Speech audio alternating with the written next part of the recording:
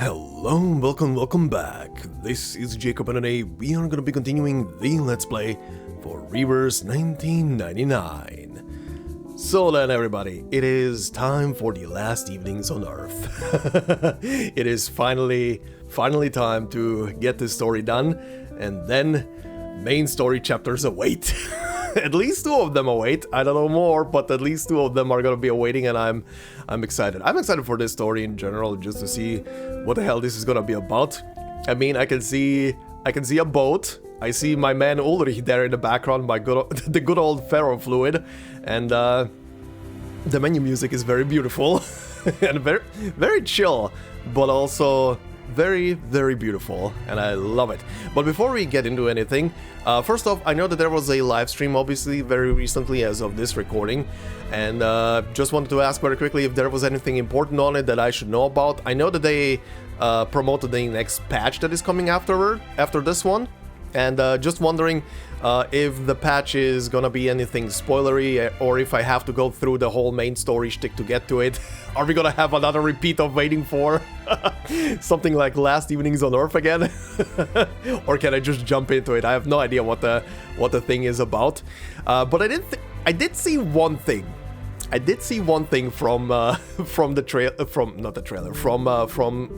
live stream without having to watch it, because people were posting about it and are rightfully confused. I am also a bit confused, and yeah, that was probably the reason why they had an English live stream, I would say, at least.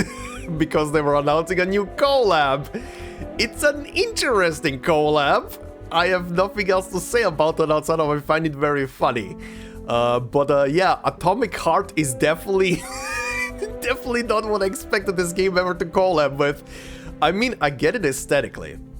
Like, if you've seen Atomic Heart, even just as a trailer, I think you get the aesthetics they are probably gunning for there. I mean, are we just gonna get two more Robo-Mommies?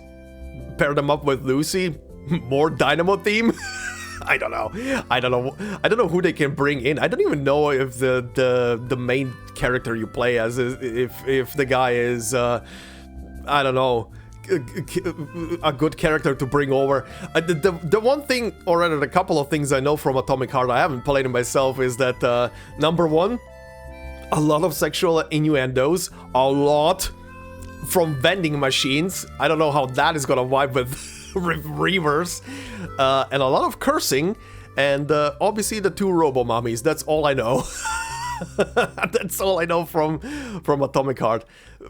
I guess we're gonna have to wait and see what the hell they're gonna be cooking up with the whole thing, and how are they making this thing even work with Reverse. Is it gonna be the same thing with like with Assassin's Creed? We're just gonna use X's crazy machine to dive into yet another alternative timeline or something or whatnot, and see characters from there. It's funny. It's just funny. I don't know why. It's a funny collab. But look, they did a good thing with Assassin's Creed, and I'm kind of just looking forward to what they're gonna be doing with this one. It's very crazy. It's pretty crazy to think about. But yeah, I'm kind of curious what you guys think about that collab, because it's definitely gonna be something. That's for sure. But yeah, do leave me also comments about what I asked at the beginning, because I'm very curious. Also, at the end of today's episode, we're also gonna be doing the rest of Pre-Storm Protocol. I have already recorded the run, and while I'm on that topic, I also want to correct myself from the last episode as well, because when I was doing Pre-Storm Protocol last time, I figured out all of a sudden that I had to do the highest difficulty, 1.5, to get the guy to spawn in the home base, essentially, so the quest can start for the secret ending, essentially. But you can, considering I saw someone post about it as well in the previous episode, that you can do that they did it on a lower difficulty, and maybe they patched it out or something.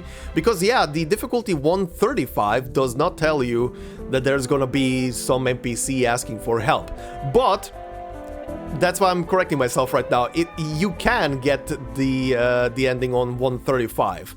It's still, and I can show it very quickly right now as well. It still doesn't tell you when you start that on 135 that there is someone it tells you here on the higher difficulty that there is a resident, aka the anxious guy, who's gonna be asking you stuff in the home territory, and that begins the quest.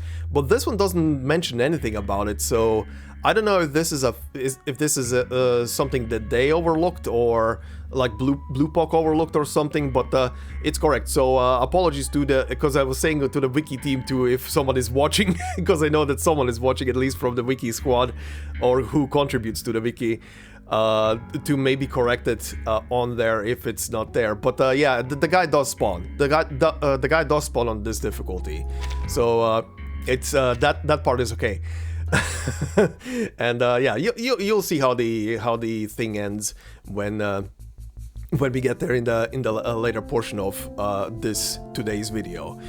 But on that topic of the comments on the previous episode, and this was in regards to the scout thing that I was bringing up in Croatia, Eva Yuru 1716 said, "I'm actually really surprised you didn't know about the scouts in Croatia of all places, considering how much history it has to do with all of it."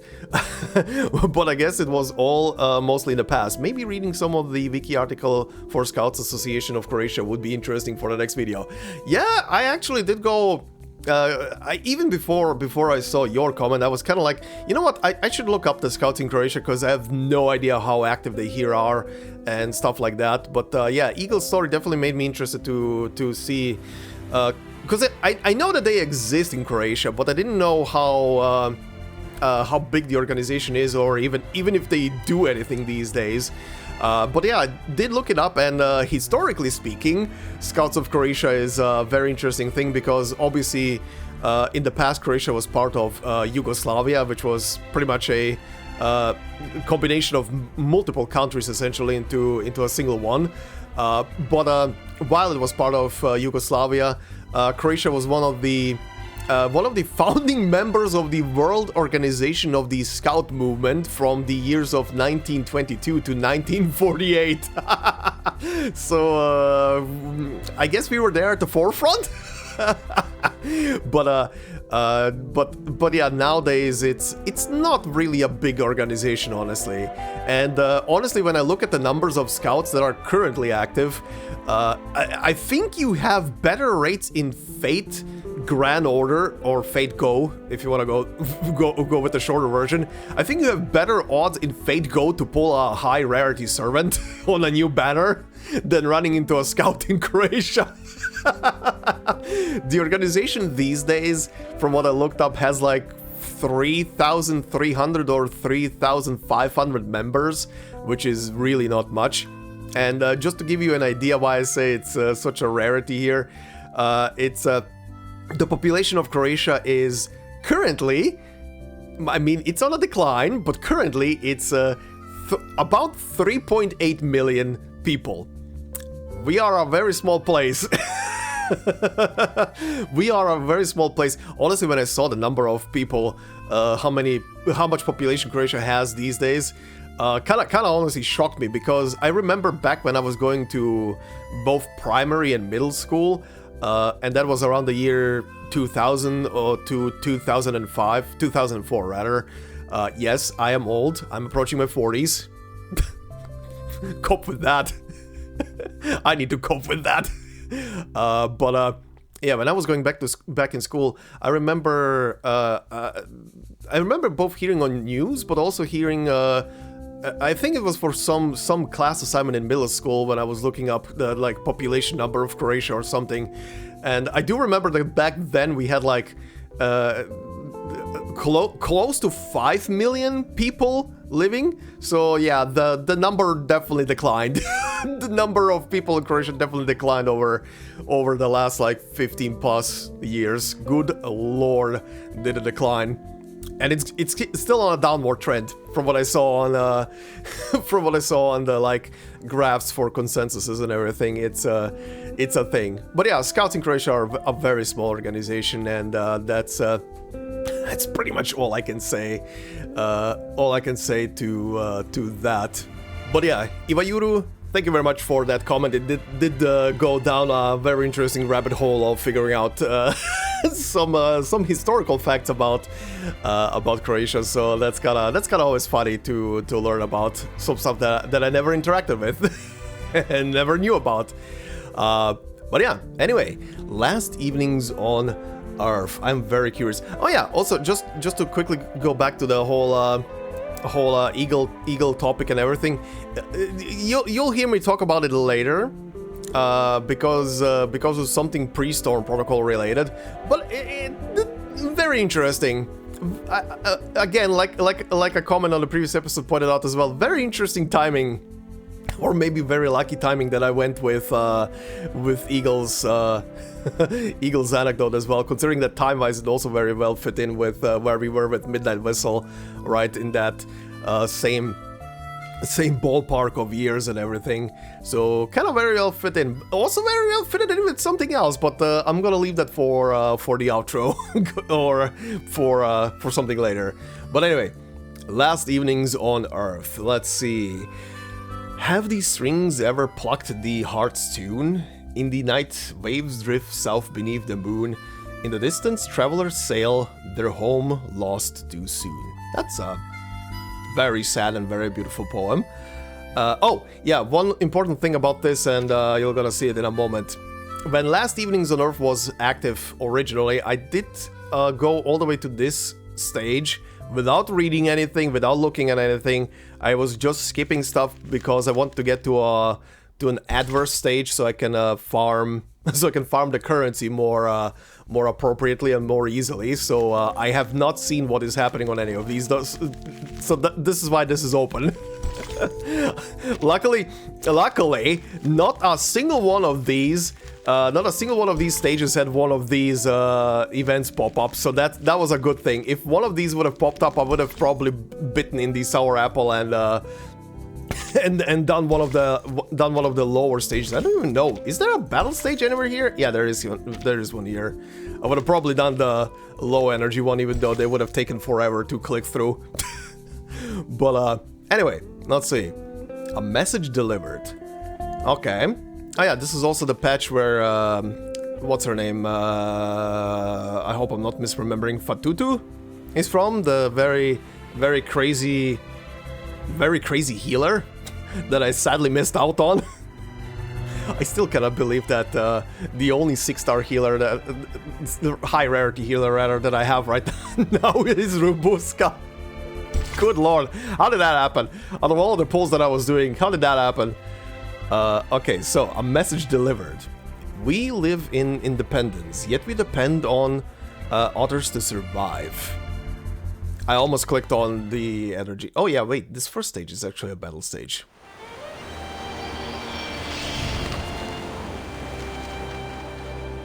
Oh, this is the background, okay.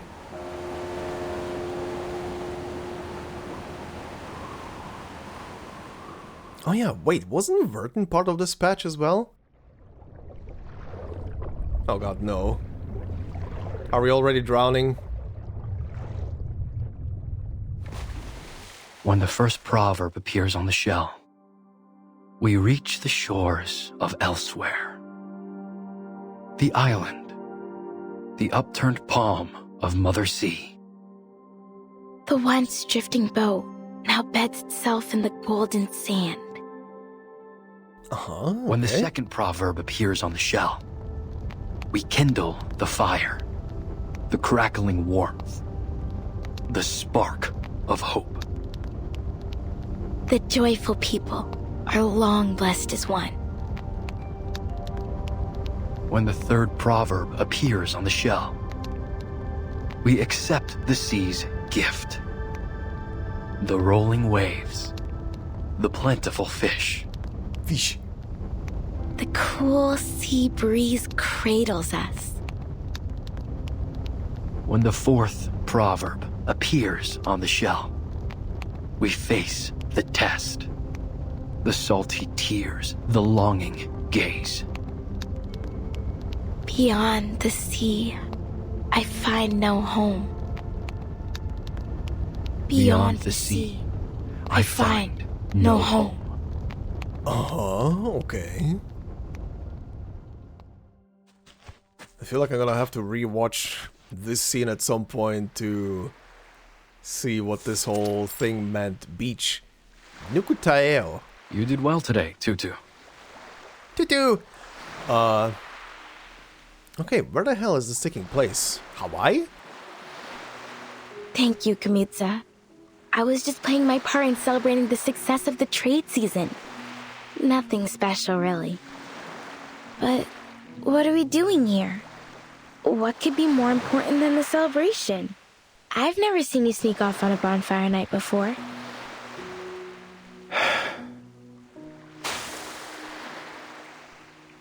Tutu, do you think you and your friends could fix up that old ship? I was about to say, does he get a model? He actually gets a model, okay. I know you're close with Toa Solane and the rest. They always make sure their first vows go to you. I'm sure they'd be happy to lend you a hand. And the elders like you too. I've heard many of them say they'll leave their spirit shells to you. So you can win their support too, right? Whoa, slow down, Big Chief. Are you saying you want to fix up the quick spear? Also, her hair is amazing. So much floof everywhere. Yeah. But why? We've kept it doxed for years. So much floof everywhere, and then the sign of a main anime protagonist, the one ahoge on the on the head just sticking out. Maybe one day we'll need to set sail again. To fish or spend some time on another island. But the merchants already come by every few months to bring us hollow fruits and red snappers. Why would we need to sail? Kamuta paces back and forth in front of Fatutu, the word stuck in his throat. Yeah, but what if a storm hits? Are we just going to sit around and let the waves wash away our homes? We've been through much worse than a few storms. Not normal storms, not a storm like that one. She raises her head proudly. Remember when the waves came and took away Malaga?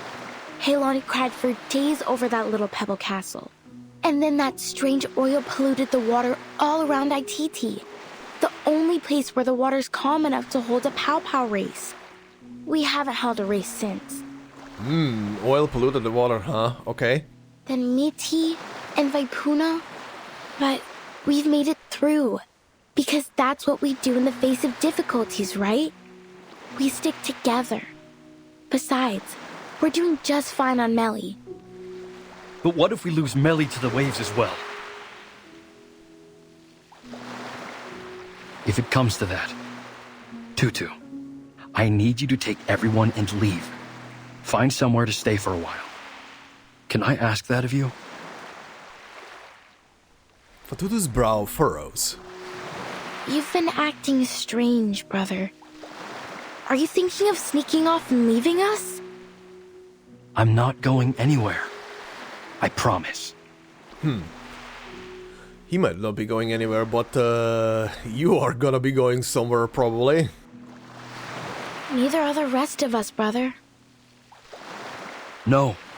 You must get ready. Start preparing now. Oh yeah, he definitely knows something. Kamuta's unusual behavior leads Fatutu to make a bold guess. Something's been bothering you since last trade season. You've been spending a lot of time at the beach, looking out to the sea. Did a witch put a spell on you? You better wear some malacca around your neck and carry nip bones and doll sleeves. No. There's no witch. It's just something Miss Grace told me. It's been bugging me. Miss Grace, huh? Miss Grace? That outsider who calls herself a captain? Okay, interesting. Oh yeah, considering this stage is gonna have a battle stage as well. I mean, I'm not gonna have to do it now, but I'm still gonna jump in just to see the enemy descriptions, because that's also a thing I skipped, of course. Alright, so flashback. With the singing of the Nukutai, the trade festival slowly comes to an end. On the beach, the Nukutai bid farewell to their guests in twos and threes, enjoying this rare moment of leisure. I don't mean to alarm you, Mr. Kamuta. Okay. You're here? But 3 months from now, Melly will be devoured by a tsunami. How do you know that? Or maybe she's talking about the storm? She stands nonchalantly, as if discussing something insignificant. Miss Grace, don't say such nonsense. You're welcome as a guest, but that doesn't give you the right to spread fear among my people.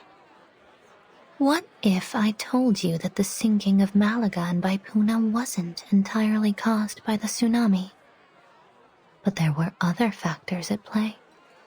Okay, actually, this is making me interesting. Okay, so Malaga and Vaipuna are islands, I think? Let me actually see. Are those actual places? There is something Spain with Malaga. Malaga is a municipality of Spain and the capital of the province of Malaga in the autonomous community of Andalusia. Okay. Okay, for Vaipuna, I'm only finding football, aka soccer clubs. Okay, I don't know. Maybe they're just names that they. I'm doubting if someone knows and can maybe tell me anything about that, because I'm not getting results. Anyway.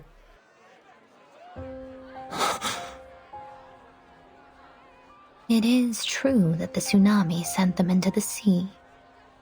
But long before it struck, foreign military forces had been eyeing the islands for their strategic value. Those rumbling sounds, they weren't thunder? Okay, I'm also still wondering where this is taking exactly place. If it's closed, considering there are like get up, these shells and everything. I don't know. I don't feel like this would be some local tribe around Europe on an island, or even Africa. I'm thinking more like closer to America, one of the many islands around that area between North and South America, or even Hawaii. I don't know if Hawaii would fit in here. I don't know. I hope they're gonna actually say where these islands are. They were torpedoes launched by humans. She presents a thick document in her hand. And I have some unfortunate news regarding them. Kamuta grabs the cold, impersonal stack of... The area is now under martial law. Any development plans for the region should be revised accordingly. Okay. Or could it be the islands in C, in that region? Kamuta grabs the cold, impersonal stack of white paper. These coordinates, they cover Nukuteao. After a brief investigation, they concluded that your home is an unoccupied area suitable for their weapon testing. Oh, very nice. It won't be long before they publish a report on this new test site and receive their rewards for discovering it. The veil of nothingness was cast by our ancestors to protect us from the outside world. Oh. Is this island similar, or the islands that they are on similar to how the island was with 37 and her people? I never thought it would put us at risk. As chief, I must bring this to the attention of my people. Perhaps it's time we remove the mist. But without it, we'll draw all kinds of attention. Okay, from this I'm gathering that this island is, at least the population on the island is hidden away from the rest of the world. The island is still probably perceivable, but it's being perceived like it's empty. But yeah, the island on in 37's case was completely invisible, if I remember correctly, because of Perion hiding the thing away. Kamuta clenches the report tightly in his fist. Miss Grace, may I borrow this document? My people need to see this. Also very interesting. I wonder what the Manus are planning here. Why they are riling them up. Or warning them. But you'd better persuade them quickly. Yeah? Why's that? As far as I know, they're looking to expand the test site. It's on their agenda now. Right. We'll have to set up a meeting with them to negotiate. Certainly. I wish you the best of luck persuading those warmongers. And for your safety in the coming tsunami. Every nonchalant word that leaves her mouth strikes Kamuta with the shocking gravity of the situation. Also, yeah, she's probably talking about an actual tsunami happening, because if she's technically speaking from a future where the tsunami happened, she would have details on like natural disasters and stuff already happening. Interesting. With all due respect, Miss Grace, not even the Nukutai can predict the movements of the ocean that far in advance. On what basis are you making this forecast? I am from the future! Woo! It's not a forecast, Mr. Kamuta. Call it the wisdom of hindsight. Sure, let's call it that. Or perhaps I should put it more clearly. Have you heard of the storm? Okay. Nice dramatic effect. Kamutsa! Kamutsa! Uh-oh. Brother! Uh-oh. Oh, it's happening. Holy shit! The rain's getting heavier! We must go inside! Rain blurs Kamuta's vision. He stares into the distance, his eyes widening as the frothing waves roar towards the coast. The sea level is rising. It's the tsunami. It's happening. Uh-oh. Like the soil beneath the ever-sinking waterline, Kamuta's murmured words are quickly buried. The sea has almost swallowed the whole atoll. What's going on, Tutu? Kamuta? Holy hell, another unique character. A worried figure hurries over. No time for questions, Toa. We must bring these baskets to safety. Fatutu is already pushing as many woven baskets filled with berries and bundled materials as she can up to higher ground. Her hands are a sore red, her face stamped with desperate determination. There's food and clothes in there. Here, I'll give you a hand. Holy shit, there are. Okay, Salone.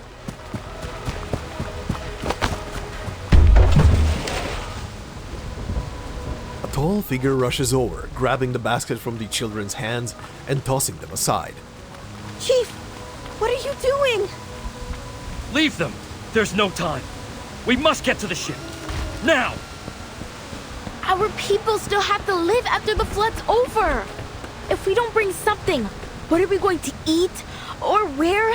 These things won't fall into our laps, you know. Listen, it's different this time. Before Kamuta can finish speaking, a few dark shadows dart out from the forest. Ah, nice. Tutu! Watch out!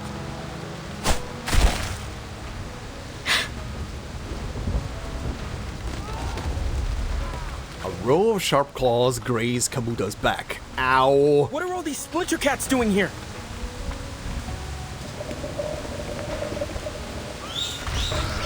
The near-endless surge of critters starts to create an ever greater panic. These aren't just splinter cats. Are those Sarmatian sea snails? And crabs with ghost faces? I've never seen them all come out together before. What kind of storm is this? The end of the world. In the flash of lightning, doubt and worry flicker across the Nukutai's faces. They can sense the coming tsunami. Come! We need more hands to drive them off. Understood.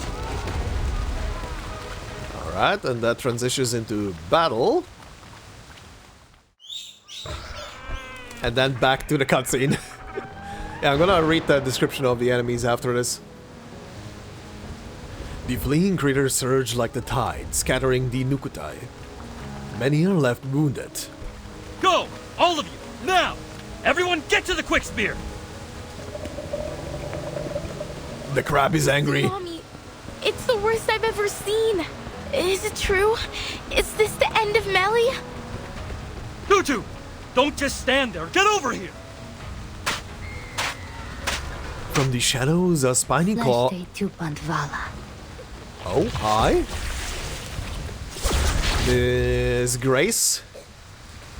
Okay, also, what did it say? From the shadows, a spiny claw swipes at Fatutu.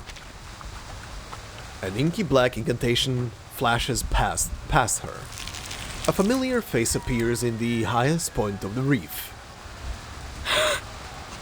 Alright, thanks, Grace. Miss Grace! Grace surveys the scene, a gentle smile on her face. Seems I'm right on time. You're Miss Grace. You should be more careful out here, dear. People of New Kateao, are you ready to set sail? The pale shadow gracefully lands beside Fatutu. Set sail? No. You've got this all wrong, outsider. We're not going anywhere. We Nukatai will not abandon our home. The string of shells around Fatutu's neck heaves along with the defiant breaths in her chest. Tutu, wait. Maybe Miss Grace knows a better way. She pulls away from Kabuta's hand. Refuse all you like, miss. But your homeland will be completely submerged before long. Her words are light, almost careless, as they toy with this unmoving rock before her. We appreciate your help, Miss Grace, and we'll make sure to return the favor as best we can. But we don't find your view on the situation all that convincing. You don't, do you? The critter, now bound by Grace's incantation, is pulled before Fatutu. Take a look at this little creature. One of nature's many remarkable creations. What are you doing? It has a fitting name, too. The Moon-Eyed Fiddler. Okay. They hide themselves in the water, covering their traces with the ebb and flow of the tide. They only come ashore when the tide is high, and from there they migrate to quieter waters. To diviners and arcane dealers, they are the living gold of the ocean. But to the people who live near their regular habitats, they are an ill omen. Wherever they appear, floods are sure to follow. Grace takes a few subtle steps toward Fatutu. This tsunami is only the beginning. Animals migrate and leave their homes behind when conditions become unfavorable. You should do the same. Look around you. Think about your people. The tide of critters seems to have subsided, but the Nukutai still... Fatutu can clearly hear their labored sighs and Tutu, gasps. It's okay. We know you have your reasons.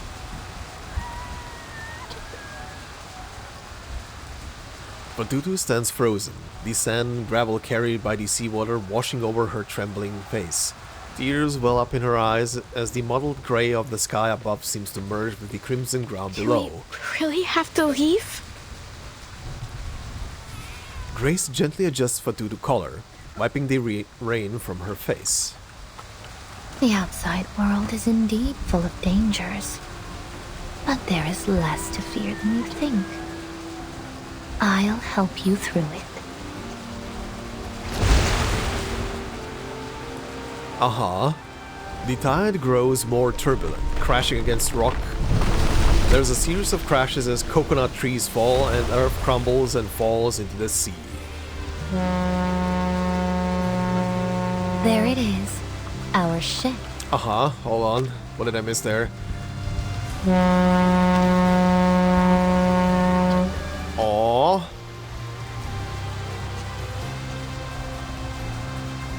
That's a pretty picture.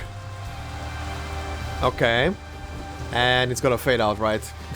Alright. Last evenings on Earth. Well, that is an opening.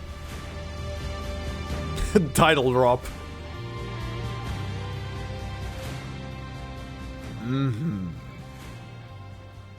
I wonder what her deal here is. Why would she be invested so much into... Today's headlines. A new naval testing site has been established in an unoccupied area of the Eastern Pacific Ocean to facilitate future armament research and development. Okay, it is the Eastern Pacific Ocean. Alright. Cool. So my early and last assumption were the most correct ones in where we are there. Anyway, what were the two sentences? The tide grows more turbulent, crashing against the rocks, foundations of the nucleotized homes. Series of crashes as coconut tree falls, crumbles, and falls into the sea. Okay. South America is facing a significant economic crisis marked by stagnation, inflation, and rising unemployment.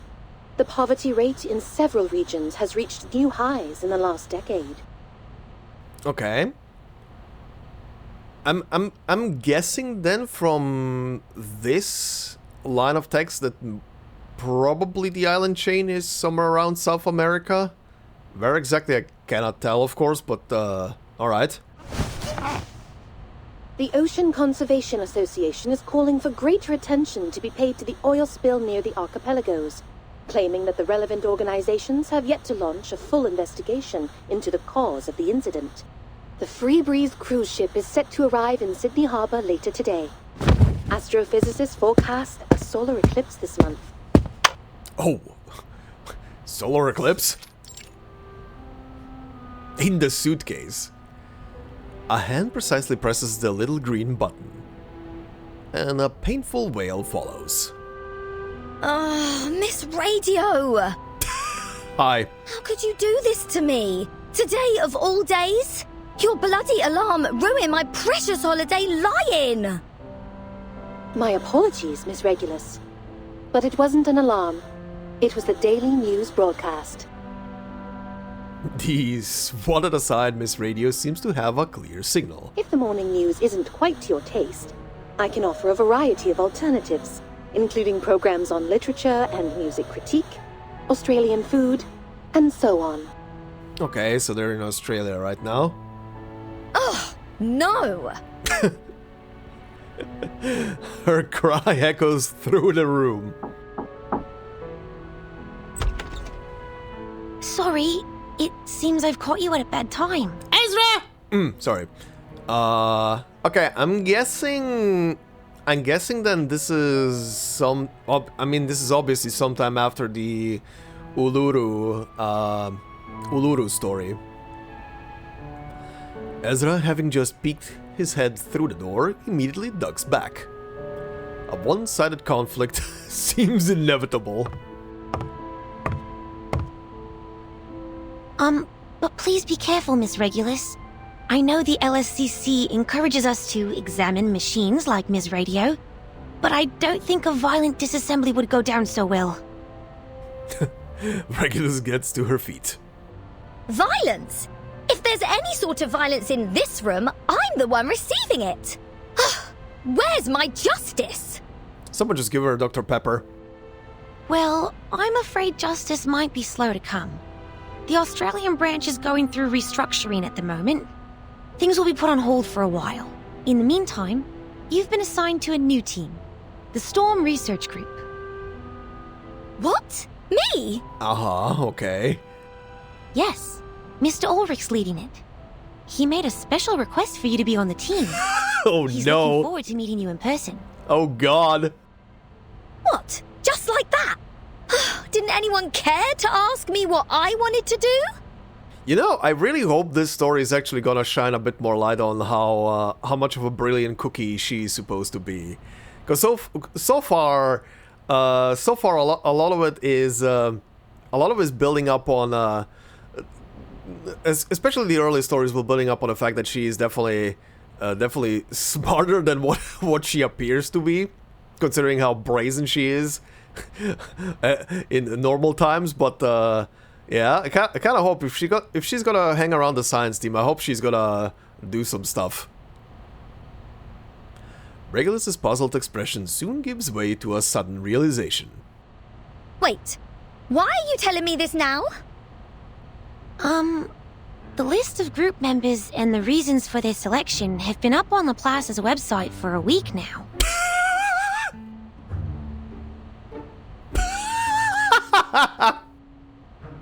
And today is its official founding day. You should be there, as a Laplace staff member and an important part of the new team. Huh? Hold on a minute. As far as I'm concerned, I'm still on Team Timekeeper. Yeah, you should be. And, more importantly, I'm still on my time off. Good to see that you actually paid attention in our last group meeting, Regulus. Hey, Vertin. The owner of the suitcase, Regulus's savior, the great Timekeeper arrives at the door. What is with this sentence? This is as if Regulus wrote this. Vertin! Oh, thank God you're here. Go on, tell them I'm still on holiday. The fast drowning pirate.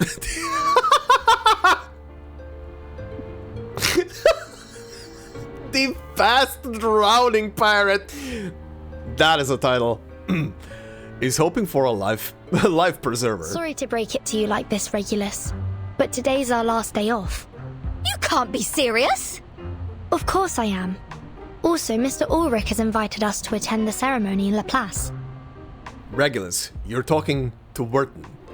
When is Vertin not serious? Vertin is serious even in the comedic moments. Shall I give you a moment to get ready? No!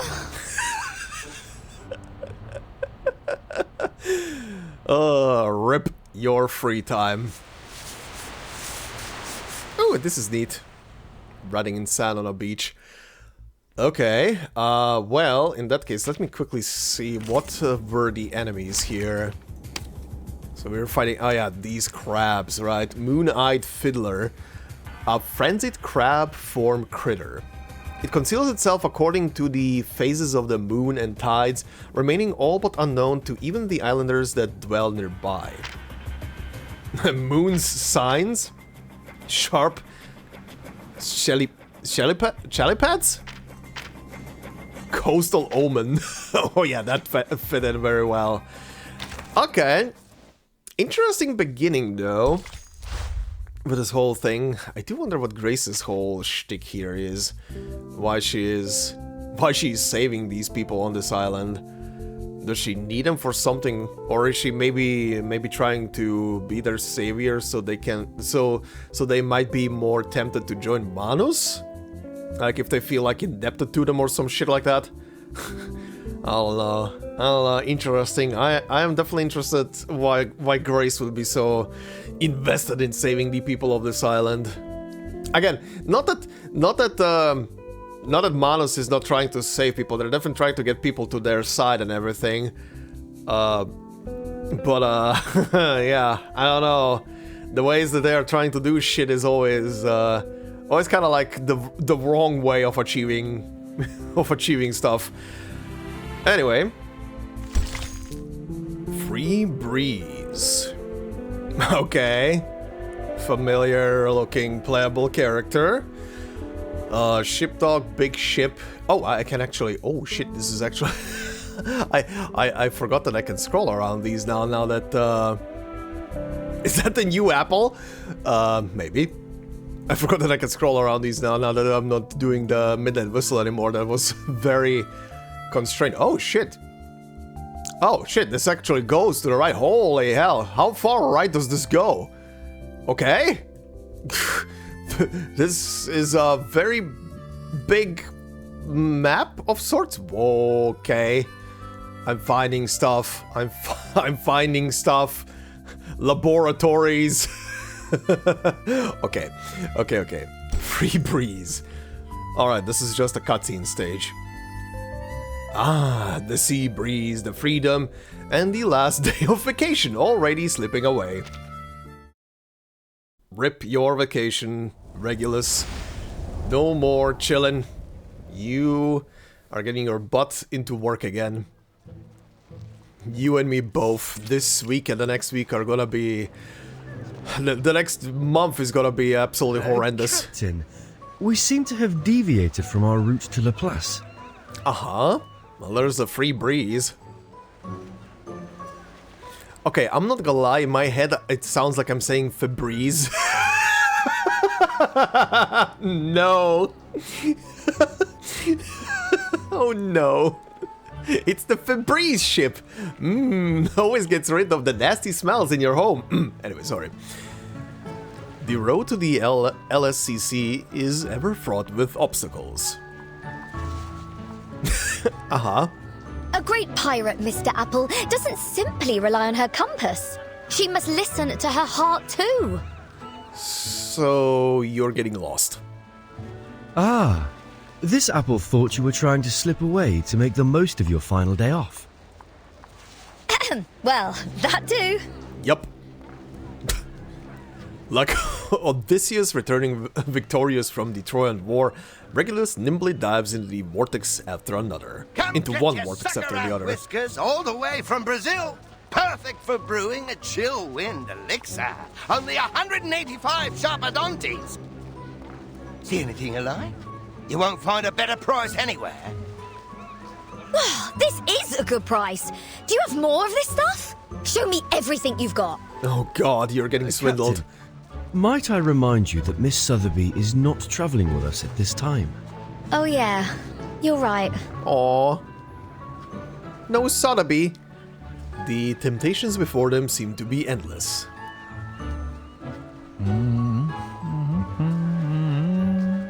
Oh? Hi? Holy shit! A street artist sings as paint flies through the air, almost splashing onto Regulus's sunglasses. Alright, mate. Whoa, love the colours. How about bringing in some pop art? Trust me, it'll take it to a whole new level. You should come visit London sometime. We've got some seriously groovy art on the streets. And a lot of dank clouds and rain. Pop art? That's a bit dated, don't you think? I beg your pardon? Just as Regulus rolls up her sleeves, ready for a tussle, a not too distant cheer grabs her attention. Oh my god, my ears. Holy shit. Holy shit, that is piercing my ears. Did you hear that? We better go over there and check it out, Mr. Apple. What is it? Is it like... Could it be Manus Vindictae? No, it's just someone yelling from the ship on the loudspeakers. Miss Vertin did caution us against the Manus followers we might encounter in Australia. No, it's something much more important than that. It's a ship setting sail, right?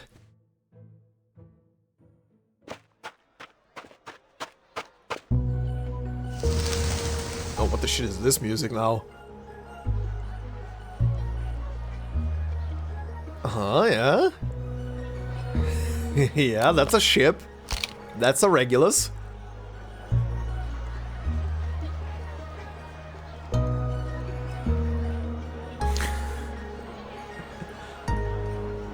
Oh.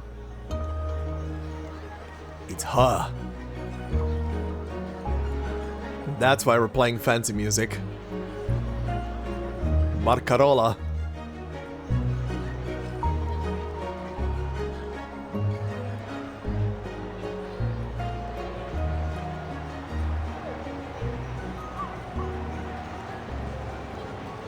All right. That was a pretty neat little tune. Ladies and gentlemen, welcome to the greatest sail-away party in all Australia. And for those of you who haven't signed up for the trip, think again. This is the ultimate sailing experience. Relaxation, food, drink, and music. Don't miss out. The free breeze is about to set sail. No need to worry about currency exchange, whether it's Australian dollars, sharpadontes, arcane materials, or a rare collectible item. All are welcome in exchange for a ticket of equal value. Okay. A small price to pay for an unforgettable journey with the talented multi-instrumentalist Barcarola and her fantastic crackling box. Crackling box. The cheers grow louder and louder. We've also prepared a little gift for our most enthusiastic guest. A free cruise ticket! Uh-huh. Oh no. That's what I'm talking about. Oh no. This apple should have known better. Yep. Ladies and gentlemen, the party starts now! Put your hands together for the enchanting Miss Barcarola and her captivating melodies! Woohoo! Oh no. Compliments gush from the ticket seller's mouth as the star of the center of the stage subtly turns her face away. Ooh, I like the tune right now. You're much too kind, Mr. Hamish, saying all these wonderful things about me. But I'm only a cruise musician. It's thanks to the collective efforts of the whole crew that the Free Breeze has been so successful. I just feel privileged to be a part of it. Now that I said it, I will never unhear Febreze. I know you want to stay humble, Miss Barcarola, but there's no reason to be so modest. Is this auto-scrolling? Oh, that's why. I was confused. We're doing this shtick again. Alright. That's been a while. That's been a while since I recorded around server reset time. Anyway. Many of our guests come aboard just to hear you play. And I'm sure there will only be more in the future. So what's the harm with hyping the crowd up with a little round of applause? Well, if it's for the ship, I suppose I can handle a little publicity. Of course you can. And you deserve it too. By the way, do you know the guest over there?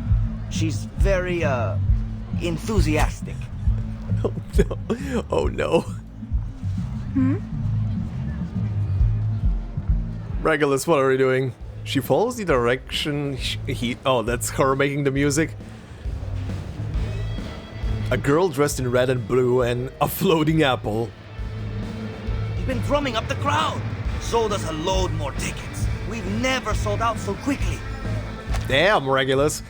She follows the direction he's pointing to find a particularly lively duo among the crowd. Alright everyone, listen up.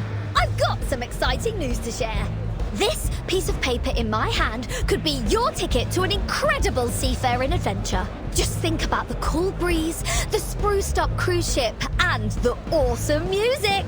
What more could you ask for? This is a once-in-a-lifetime chance for a trip you'll never forget. So, let's get buzzing. Throw your hands in the air and your coins out of your pockets and let your dreams come to life.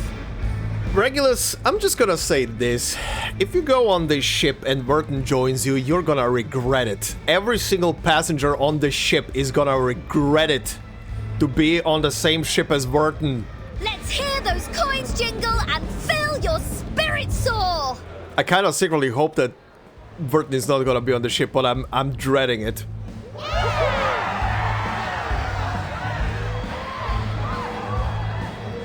The cheering grows louder and louder. Is she a local? Australians are known for their sunny disposition. No, that's a British person. No one knows her, miss. But to be honest, I'd love to invite her to join the crew. If If only the captain weren't so picky with the new recruits. She nods approvingly at the freely dancing figure and clutches her crackling box tighter to her chest. I know what you mean. Her enthusiasm is infectious. Maybe her energy would wake up our stuffy new captain. Uh-huh. I'll never understand why the captain fired the old crew and hired a load of people who don't seem to have any clue about music. All they do is make noise, and not the good kind either. What the hell? Several startled gazes land on Barcarola. We better keep it down, miss. They'll hear us.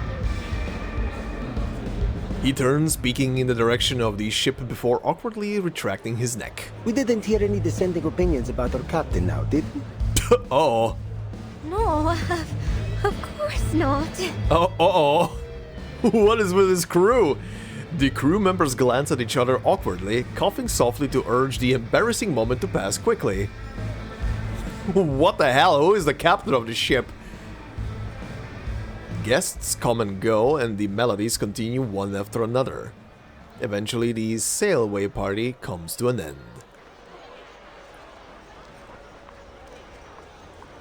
Captain, if I may, perhaps it's time we made our way to La Place. Come on, Mr. Apple. The crowd's going crazy for us. Can't you see how close we are to winning that free ticket? I suppose you're right, Captain. But the crew seems to be packing up for the day. They what? Regulus quickly intercepts the cruise team before they can make their way back on the ship. Oh, can I help you? I'm afraid Miss Barcarola won't be signing any more albums today. What about my free ticket? Wasn't I the most enthusiastic guest tonight? Uh-huh. Sorry, miss. But the most enthusiastic guess was really just a turn of phrase. We're nearly sold out tonight, and bookings are still coming in. I don't think we can spare a ticket for you. Come by next time, and we'll see what we can do. Oh boy. You! Oh boy. Easy, Captain. They never really explained what they meant by the most enthusiastic guest. We're in no position to argue. He has a point. Regulus glances around.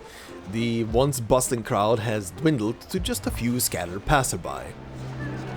Clearly, there is no one present to uphold justice for her. What a bloody scam! I'm filing a complaint. Just you wait and see. I understand your frustration, miss. The ship is sailing in just a couple of days. Even if you file a complaint right at this moment, we won't hear a thing from the tourist office before we set sail. Barcarola frowns and pulls the crewman aside. I feel bad for her, Mr. Hamish. And just think how this will affect our reputation. With your consent, I'd like to offer this young lady a ticket and a stay in my cabin. I'll be more than happy to pay for her. You've done this so many times, Miss Barcarola. I'm afraid I have to turn you down. You know the new captains won't exactly be thrilled to have a freeloader on the ship. But Regulus barges between the two muttering colleagues.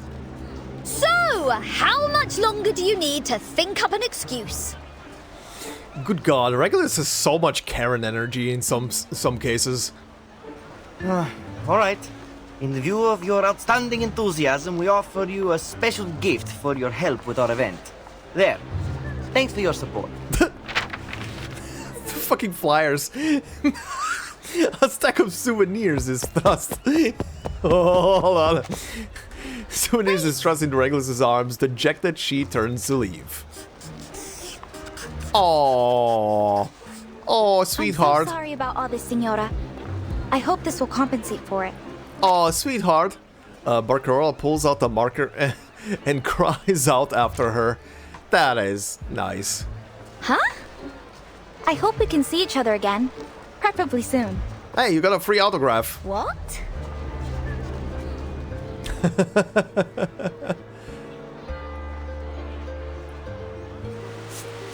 Oh, and this is where the scene ends. Also, I quickly glanced on the flyer. I think it said on the top, Tour the Pacific Ocean. Alright. Cryptography for beginners. Oh god, Ulrich. Ulrich about to go absolutely apeshit. Just one of the many trivial obstacles our great captain must overcome. Alright, only a cutscene again. Oh, no, never mind. Hold on. Why am I playing Sudoku? Oh no, I haven't done Sudoku in... I think 2007? Okay, wait, we'll get back. We'll get back to that. Cutscene first. I think this opens up after a cutscene or in the middle. Sudoku, what the hell?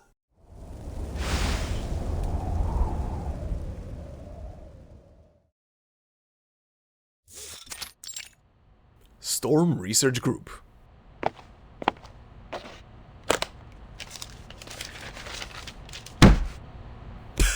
He just smacks it on the table. The glass tank leans forward, the ferrofluid rippling around inside it. The ferrofluid pauses at the information presented before it. So, they gave you this flyer at the sail-away party? Not just that one, there's a whole stack of them. All right, Researcher Regulus, I think I've got everything down. Let's run through it again. Researcher Regulus suffered horrendous mistreatment during the pre-sale event of the Free Breeze, which has had a significant psychological impact on her. In order to recover from this traumatic event, she formally requests... No. Regulus, please. A 1-year advance on her salary and 15 days of leave. The funds are to be used solely to book passage on a cruise trip, with the goal of replacing her negative experience from the pre-sale event with a more positive one. Rejected. I'm telling the truth.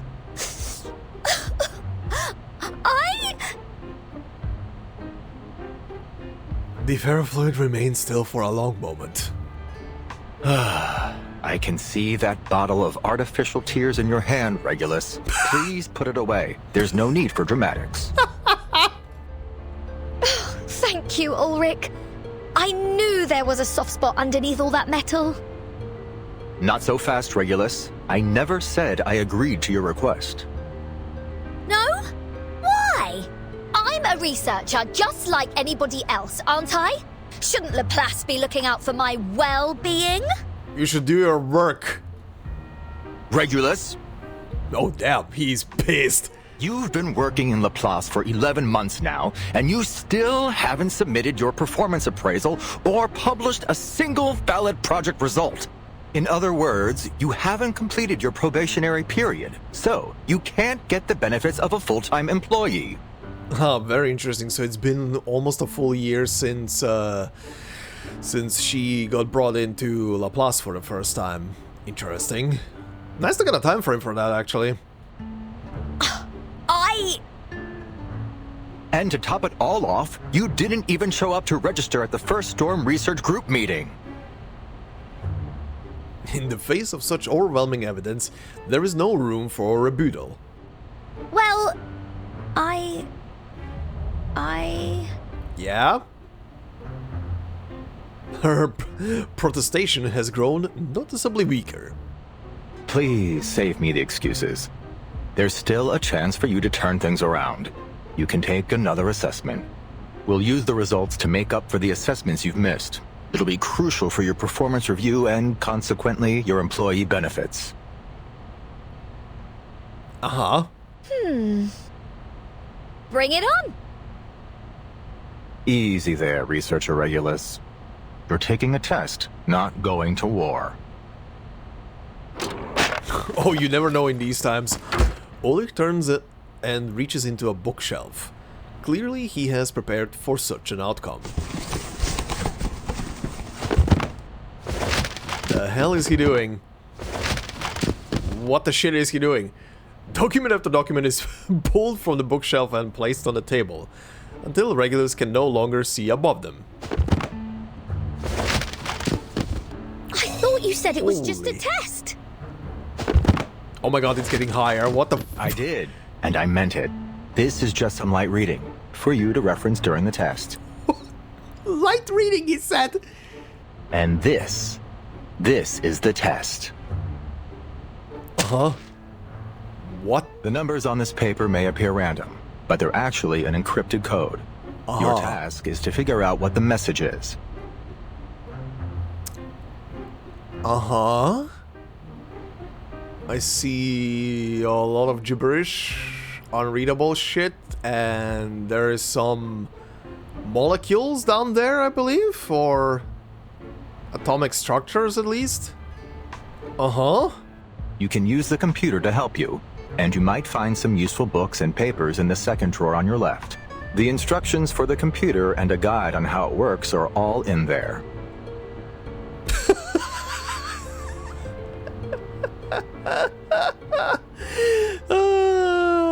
Get wrecked. Given its difficulty, there is no time limit for this test. Best of luck, Researcher Regulus.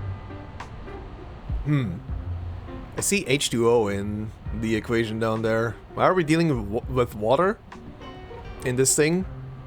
Rain? I mean, I'm just gonna guess that this whole encrypted thing is something to do with the storm. Huh. Okay.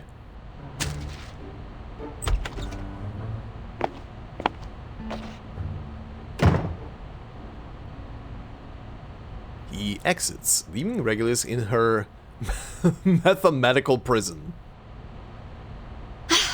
You better keep your word, Ulrich, or you'll be no different than those sailors. At least they didn't torture me with maths. Lend me your strength, Brian May, Jim Morrison, Frank Zappa. She's hugging. She's hugging her music. Oh, God! Just get on with it. How much time has passed? Regulus has lost all concept of it. Ooh, hi. Nice little graphic. Endless numbers dance before her eyes, spinning and blurring together. It's like she's descended into some kind of cursed land of numbers. You're taking a test, not going to war. For her, this might be war. Captain, this apple has an impression on this. Maybe you were their target because you are an irrational number. Oh, we're going back to this. Is it really a puzzle unsolvable? Are you scared? Captain! Follow me, Regulus. Best of luck, Researcher Regulus.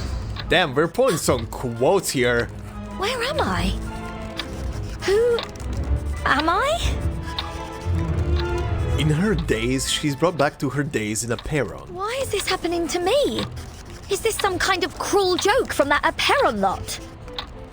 This realization seems to clear her mind for a moment. Oh my god, the number. There's no escape from those mathematical demons. Somebody! Anybody! Help me! Please! Don't look at me. You're living my personal nightmare right now. The mathematical onslaught seems endless. Ulrich opens the door and takes Regulus's scribbled piece of notepaper. Glad to see you're still in high spirits, Researcher Regulus. But this doesn't add up. I gave you an encrypted code, not a Sudoku puzzle. Oh, that's why we get a Sudoku? What do you mean? Regulus looks as though she's just been struck by lightning. Come on, get yourself together. The 9th storm has passed, Researcher Regulus. You've had plenty of time to brush up on your math. Ulrich strides over, picking up a paper from the desk on his way. All right, let me explain. All you have to do is a basic decode and transcription of the result using the Laplace encryption key. See how the 4th from last digits have changed? There are no numbers greater than 24 within the 17th interval, and those in the 18th interval don't exceed 59. So, if we make a bold assumption here, these numbers have probably been coded using Laplace's nomenclature, where the codes of time are always placed between the 12th and 18th intervals. Thank you. You'll see this a lot here. We use them for ships, satellites, manpower arrangements, and such. Finally, we input the result into the Laplace astronomy database to see if we find any matches, and there. Okay, did you just solve a set of photos taken from space? Oh. Huh?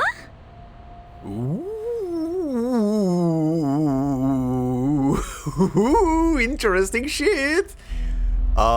December 1995 on the left, top left, that is a satellite. 1997, that just looks like an anomaly in space, or maybe a storm down on Earth. 1998 is another satellite. The hell is 1999 December on the top right, I believe. Then left below that, November 2005. Okay. I don't even know where that would be. I like the smiley face. April 2007. No idea what's on that picture. October 2003. That looks like a picture of space with two weird light anomalies. And February 2001. A comet. Okay, I'm just gonna boldly guess the comet is Voyager.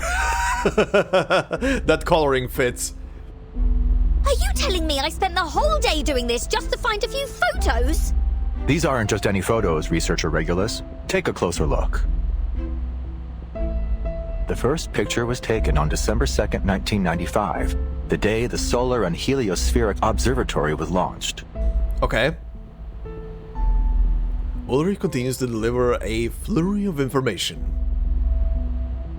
The second picture was taken on June 25th, 1997, during a period of sunspot activity. Oh, it's a sunspot, okay.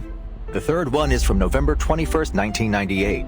It's an image of the first satellite ever deployed from a space station. Oh, from a space station. Okay, that's interesting as well. And the fourth is from December the 28th, 1999. Is that a rugby game? The surprise face. Oh! Yes. Looks like it was the last one held in that stadium in Melbourne. The place is just a commercial district now. Her eyes wander over to the next photo, then she freezes. But, wait. This isn't right.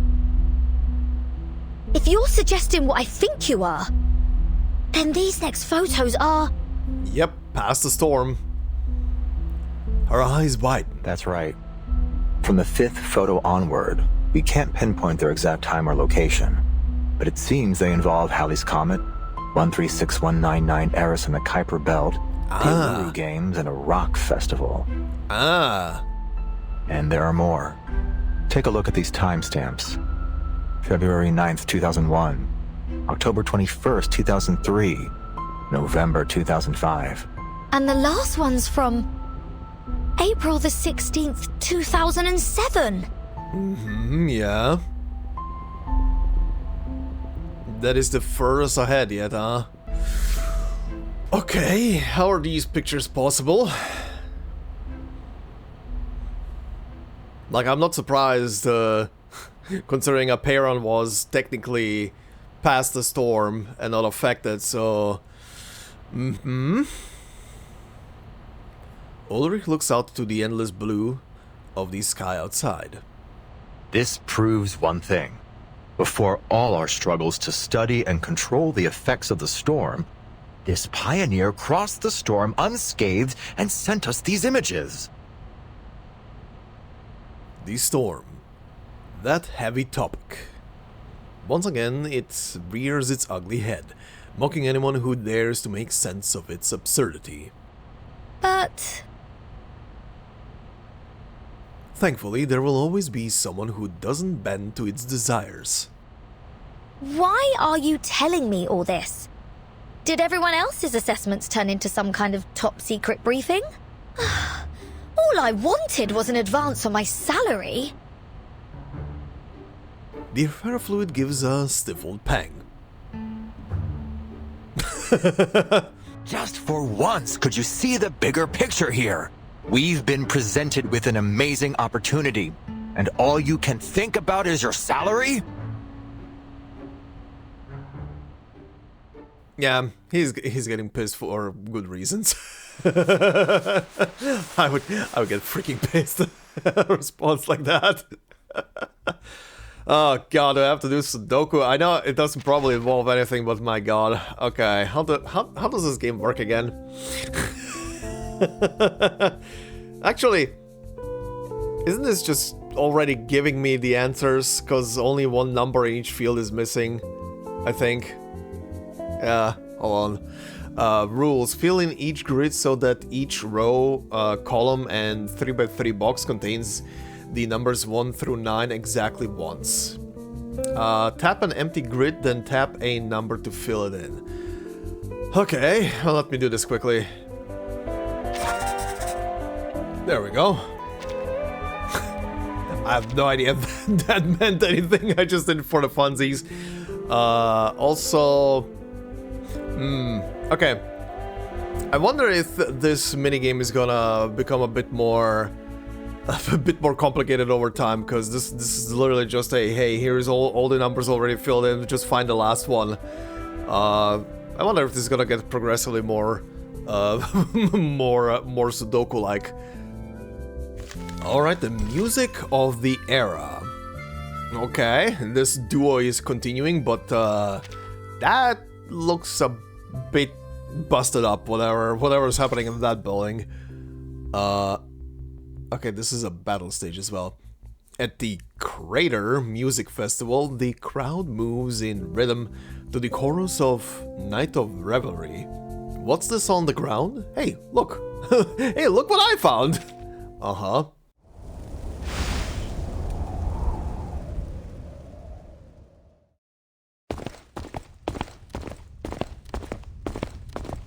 Heavy boots marching.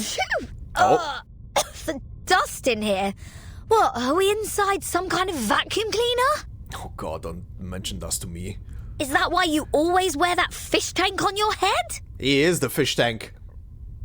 Familiar with Regulus's quirks, Ulrich opts for the most efficient form of communication. None. Good man. What's got you so quiet? Pulling the strong and silent act now? Here we are.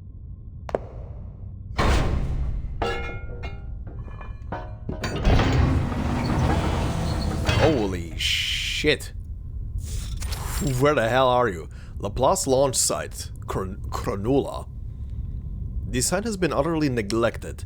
Dust and debris litter every corner of it. Here? As in... The Laplace launch site in Sydney. We've collaborated with the Foundation and the Space Agency for various projects here. Ah, okay. Thanks for the heads up. I almost thought we just barged into some rock star's house. It will actually take another 2 years before this place becomes an official launch site. Oh, yeah, right. We're basically living in the past. I visited various launch sites to verify the photos. Guiana Space Center, Placetsk Cosmodrome. Placetsk! I found this place. Sorry, excited. Placetsk! Most of its archives were lost in the storm, but a small portion of the early records survived. I left them here with the rest of the files I compiled. Papers scatter into the air as he rummages through the files. Damn it! Where did they go? The ferrofluid tremors in his tank. Huh. So, does this mean we can all go home now? No. Absolutely not. All right, new task. Stay put and don't touch anything. I need to find those files. Fine. Telling Regulus not to touch anything. As Ulrich makes his exit, Regulus scans the room, a glint growing behind her eyes. Oh, amazing! She's about to do shit. An old military base. Mysterious photos. This is going to be juicy. No chance Ulrich is stopping this rockin' pirate from going after treasure. I mean, very, very important files. Oh, boy. Here we go again. The hunt is on. Ha-ha! Let's start with what's on this table. Oh, no. The clinking and clattering of rummaging fills the air, like a string of cheerful musical notes. La la la la la la la da da da da da da do do do do. Beautiful, but what are you doing? I almost forgot. Can't go treasure hunting without some music to rock out to. Oh god. Turning the knob, she powers up the amplifier. The world belongs to rock. Here we go again. The vibrations reach Ulrich, causing the ferrofluid to ripple. Oh no! Even the desk is trembling. Damn it! I forgot to tell her to keep quiet. Oh, critters. The screech of a bird pierces through the pumping music. What's happening? Is this an earthquake? A few agile black shadows leap around the upper parts of the observation deck. The tremors free a note pinned to the wall, and it flutters down to the ground. The handwriting is all too familiar. Oh?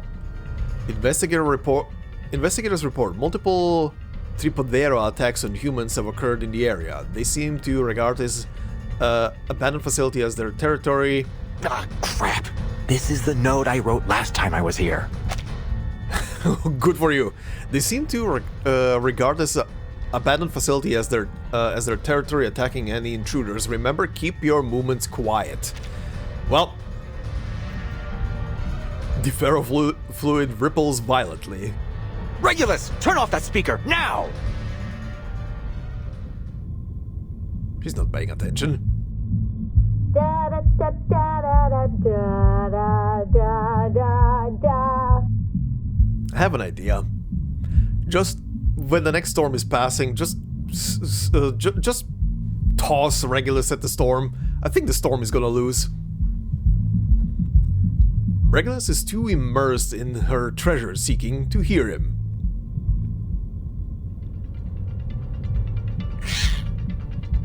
Oh boy. Ugh. Eh.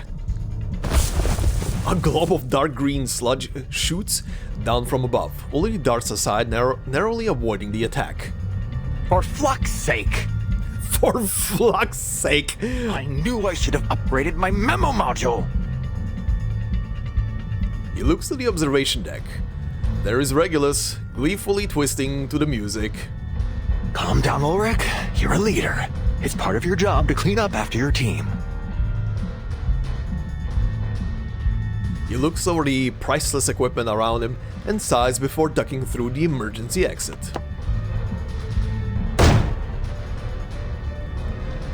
This poor man. Well, this is a...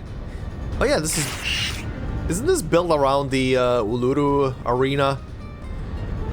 The Tripoderos following hot pursuit. Yep, and that leads to battle.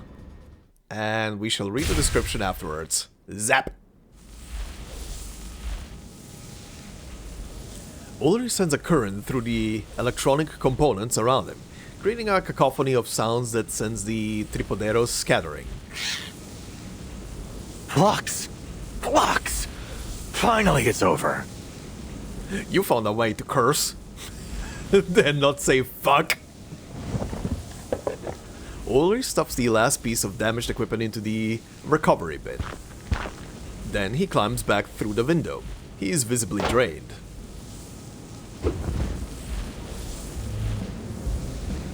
Relax, don't overheat.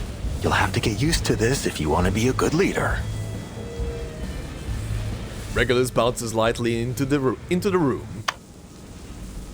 Ulrich! Look what I found! She waves her treasure. a hefty stack of documents, signed in bold by Ulrich himself. Where's my round of applause? You almost killed him. If you're even half a leader, you'll fight your hardest to get a decent salary for such an outstanding employee as myself. You almost killed your employer. She shoots him a triumphant wink. Sure. Perfect reaction. Just one more thing. Scientist to scientist. Regulus gestures towards the still sparking machine besides Ulrich. You made some pretty cool electronic music in that battle. Didn't know you had it in you.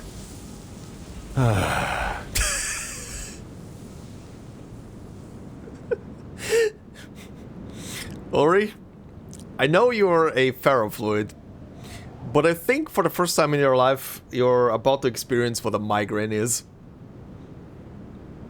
Ulrich lets out a deep sigh, deciding to avoid any further arguments with his team member. Here are all the files related to the satellite. Look them over, Regulus. Do we have to go through all this right now? What the shit is that on the left? Why? Is there some even more juicy stuff in them? Yes. For you, it might be. The satellite carries a variety of arcane items. Space seeds, dragon tree resin compasses, obsidian crystals, WFPCs, astronomical spectrometers. Uh-huh. Even its power source is an arcane record player. Oh, interesting. We've made a list of everything that was on it so we can test them against the artificial storm. The symbol here on the bottom right in the thing is the same symbol as in a pre-storm protocol. Also, what did he say right now? We've made a list of everything that was on it so we can test them against the artificial storm. Oh, is this partially connected to the pre-storm protocol as well? The satellite is an archive of the wisdom of the entire human race. It somehow survived multiple storms. Ooh. What are you gonna do with it? Sadly, a lack of maintenance caused it to plummet to the Earth. It crashed in your time, 1966. Ah. Regulus's sunglasses slide off her face, but she doesn't even notice. She grabs the stack of documents and flips to the last page. The telescope officially crashed in 2007 in Aldeburgh, England. All onboard instruments were destroyed. Recovery failed. Okay. Wow, in 2007. Regulus Space Telescope Project Report, as above. Wait. Regulus Space Telescope Project Report as above? Huh? The telescope project was named after a record that was on the satellite, which also happens to share your name. Oh, that's why they're probably even more interested in her now, huh? Regulus. Regulus holds her backpack tightly to her chest, its pockets full of treasures. Yeah, I think that's what. I mean, the left picture is the crash satellite, but the right one is just a cityscape, the city of what was it, Eldeboro, and a big imposed picture of the record. She flips through a series of records, her hands trembling. Finally, she finds the treasure she's looking for, a record identical to the one depicted in the documents. It's from the 1966 Aldeboro Crater Music Festival, an accident from the past. And her all-time favorite. My little thing. It was the record on the satellite. Yes, that's the one. Wow, you've kept it in great shape. Huh. So, this is the key to braving the storm? It might be, among several other options. I get it. That's why you wanted me on the Storm research team. Yeah? Not just that. I've read the Appear on Island reports. You demonstrated some serious talent with the series puzzle in that cave. And you've faced more storms than the majority of the Laplace staff. We're not working together for a couple of research papers. This is about the survival of everything on Earth. We need all the help we can get, including yours.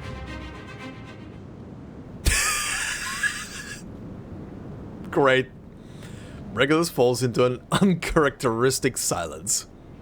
The music is back. In fact, Laplace even held a meeting with the Foundation to discuss borrowing your record. The Foundation suggested we apply for an item transfer order under the Artificial Storm Project and let the Timekeeper take over the matter. Some of my colleagues told me that, according to LSCC regulations, lending assets to the center is mandatory for all staff. And the music cuts off again. The frequency of the ferrofluid's vibrations is chaotic, like some kind of unsolvable cipher. But... Alright, let me be honest with you. I'm not comfortable with taking your record by force. It's yours after all. It's your choice what you do with it. So, here I am. Not as your leader, but as myself. Hoping we can find a solution that works for both of us. I'm not gonna lie, I like how they're playing around with the music.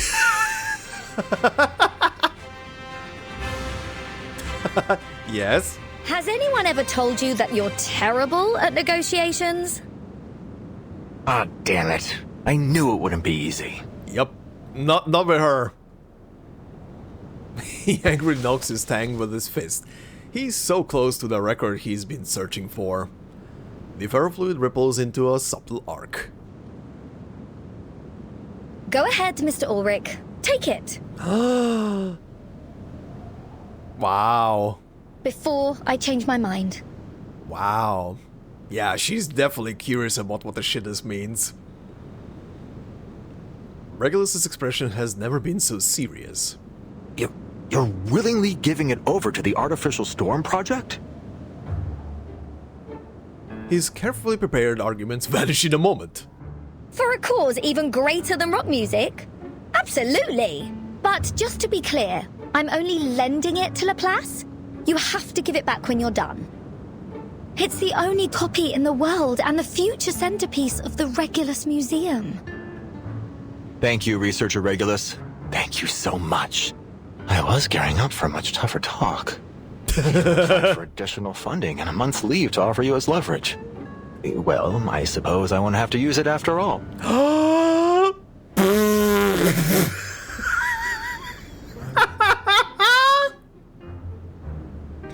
Alright. Rip. Regulus freezes. What? Rip.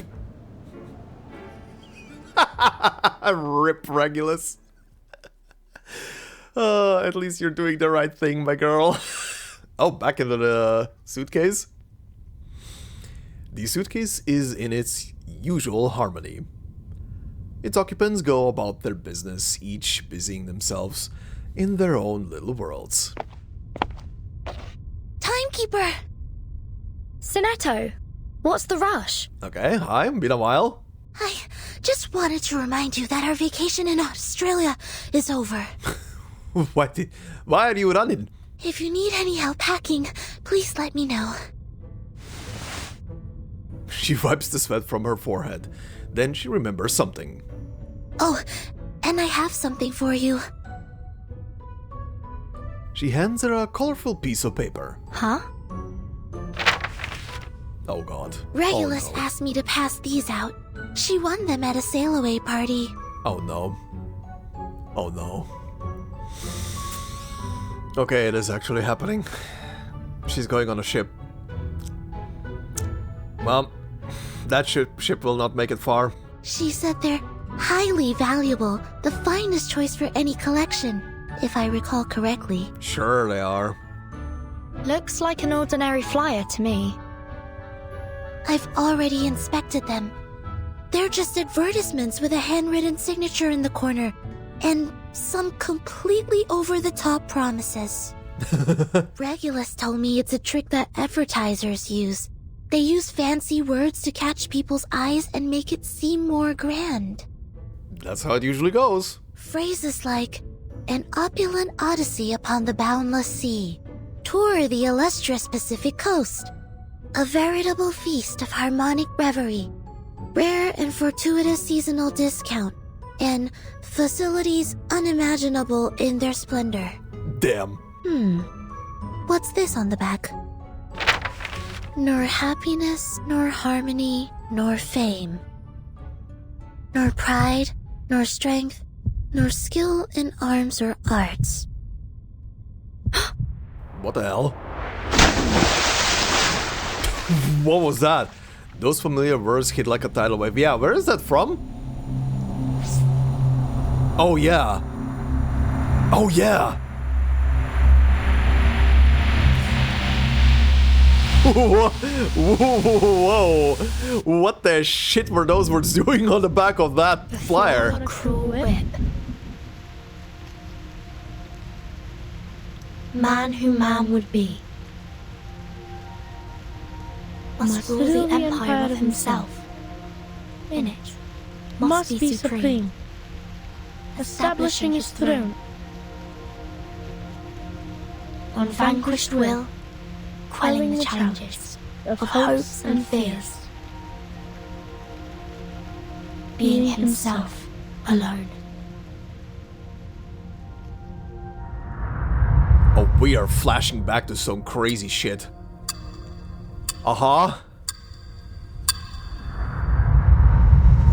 Thank you for those beautiful flashback memories right now, game. Well, that sent a shock through my body all of a sudden. She recoils in shock. Yeah, me and you both. The flyer falls to the ground. Is everything alright, Timekeeper? No. PTSD kicking in massively. This is a poem she once knew intimately. Yeah, why the fuck is... Why is that on the back of the flyer? One that had been held by countless young hands and flowed gently through equally young voices. In the tree hollow, in the square, in the outdoors. Sonetto, change of plan. We're booking a cruise. We need to contact the Foundation, now. Okay, well, that that explains how we're getting on our ship and who is getting on the ship. Okay, so also what are the enemies on this stage before we continue? Moon-eyed fiddler mutant? A migrating crab form critter. Among an already rare species, this unique creature is considered an invaluable and irreplaceable boon for those divining the future. Alright. Tripodero. A strongly territorial bird form critter.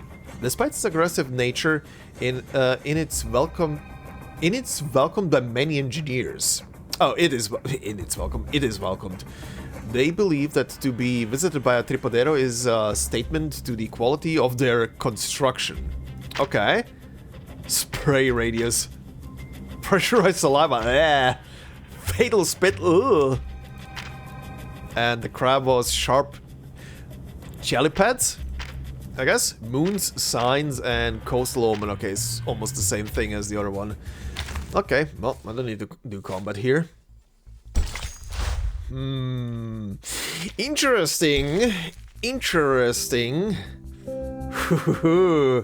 We're flashing back to some very crazy shit. And I like it. Didn't expect that song to, or poem rather, or whatever it was, to come back. Huh. I wonder what the connection here is gonna be. Okay. The day we set sail, when all flows converge at sea. Very interesting. Very, very interesting.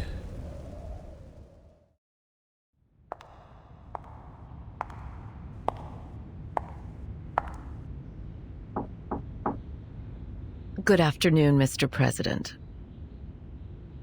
Hi. How's it going, bitch queen? Nice shoes. Foundation admin office. May the peace be with us. Sure. May the peace be with us, my friend. Oh yeah, did they ever show this guy? I can't remember. I don't think they did they? Is this actually the first time I'm actually seeing the silhouette of the president here? Constantine gives a slight nod as she peers into the shadows. Zeno has been restored to its usual state. Aside from Igor's ardent supporters, the rest of the Zeno soldiers and officers were unaware of his betrayal. Just as we expected. Oh, okay, yeah. Yeah, right, this is also taking place right after Chapter 9, right? That's why I couldn't play this in the past, among other things. Okay. Admiral Igor's funeral has been held as planned, one that befits his rank and status. All relevant personnel remained in South America for the ceremony, as per Zeno's funeral regulations. Hey, pretty much like I was saying when I was reading that picture that was released with Chapter 9 with Igor's funeral speech that was given there. Well, not done by Igor, of course, done by people from Zeno. But okay, yeah, it's a in quotes funeral for the guy. We're in the process of selecting a new admiral. I'll provide you with a candidate list shortly. Ooh, I wonder who is gonna be. Probably not someone I know. Additionally, we've dispatched an investigative team to Tierra del Fuego to search for Igor. Very well. What about the girl? She pauses. The girl? Are you referring to Lopera? Probably still in a slump. Her emotions have stabilized, so we've decided to leave her in South America for the moment. Okay. Of course, she'll be put through the necessary investigations as circumstances dictate. Keep a close eye on her. Oh, and that little singing bird? Singing bird? Constantine takes a step closer, lowering her voice. Zeno is quite upset about our decision regarding Miss Kimberly. Oh, they're insisting she undergoes a more thorough investigation. Right, Kimberly, right. Okay. I feared that if we gave too much pushback, they would take a more extreme stance in response. So I agreed. Those soldiers never budge. Of course, Zeno agreed that the investigation would be done under the supervision of the Foundation. If nothing else comes up, she will be put into the Timekeeper's team and granted the same rights as the other members. Hell yeah. Good. Don't keep Vertin waiting too long. The Zeno piece has landed safely. Constantine gives an internal sigh of relief. There's more. Madame Z has received word from the Timekeeper. The Timekeeper suspects Manus Vindictae is active again in Sydney Harbor. They're likely on board a cruise ship named Free Breeze. The Breeze! This would explain why our field investigators have been having difficulties with their tasks. Manus has covered their tracks carefully this time. Where's the cruise bound for? That's still unclear, sir. However, Moth just reported in confirming that the ship has passed the Oceania Islands. Moth, huh? An interesting development. Indeed. Constantine's tone carries an imperceptible trace of pride. We're making excellent progress. That's good. Assign a new mission to Vertin. You mean to send them on that cruise? Sir, are you sure it's a good idea to send Vertin on a ship? Vertin on a ship. I suggest sending Tooth Fairy, but okay. We can't keep her under our wing forever. Like, really, seriously, are we ever gonna learn? Are we ever gonna learn that it's a curse? That it's a curse to put Vertin on a ship and Tooth Fairy in a car? Probably never. But can we just swap their roles for that one thing? If it's a ship, send Tooth Fairy. If it's a car, send Vertin. Understood. The conference room falls silent once more.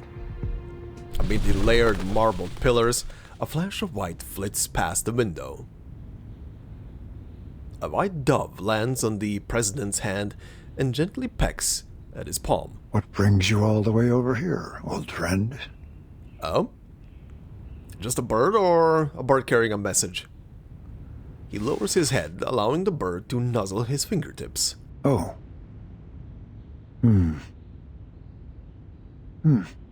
Uh-huh.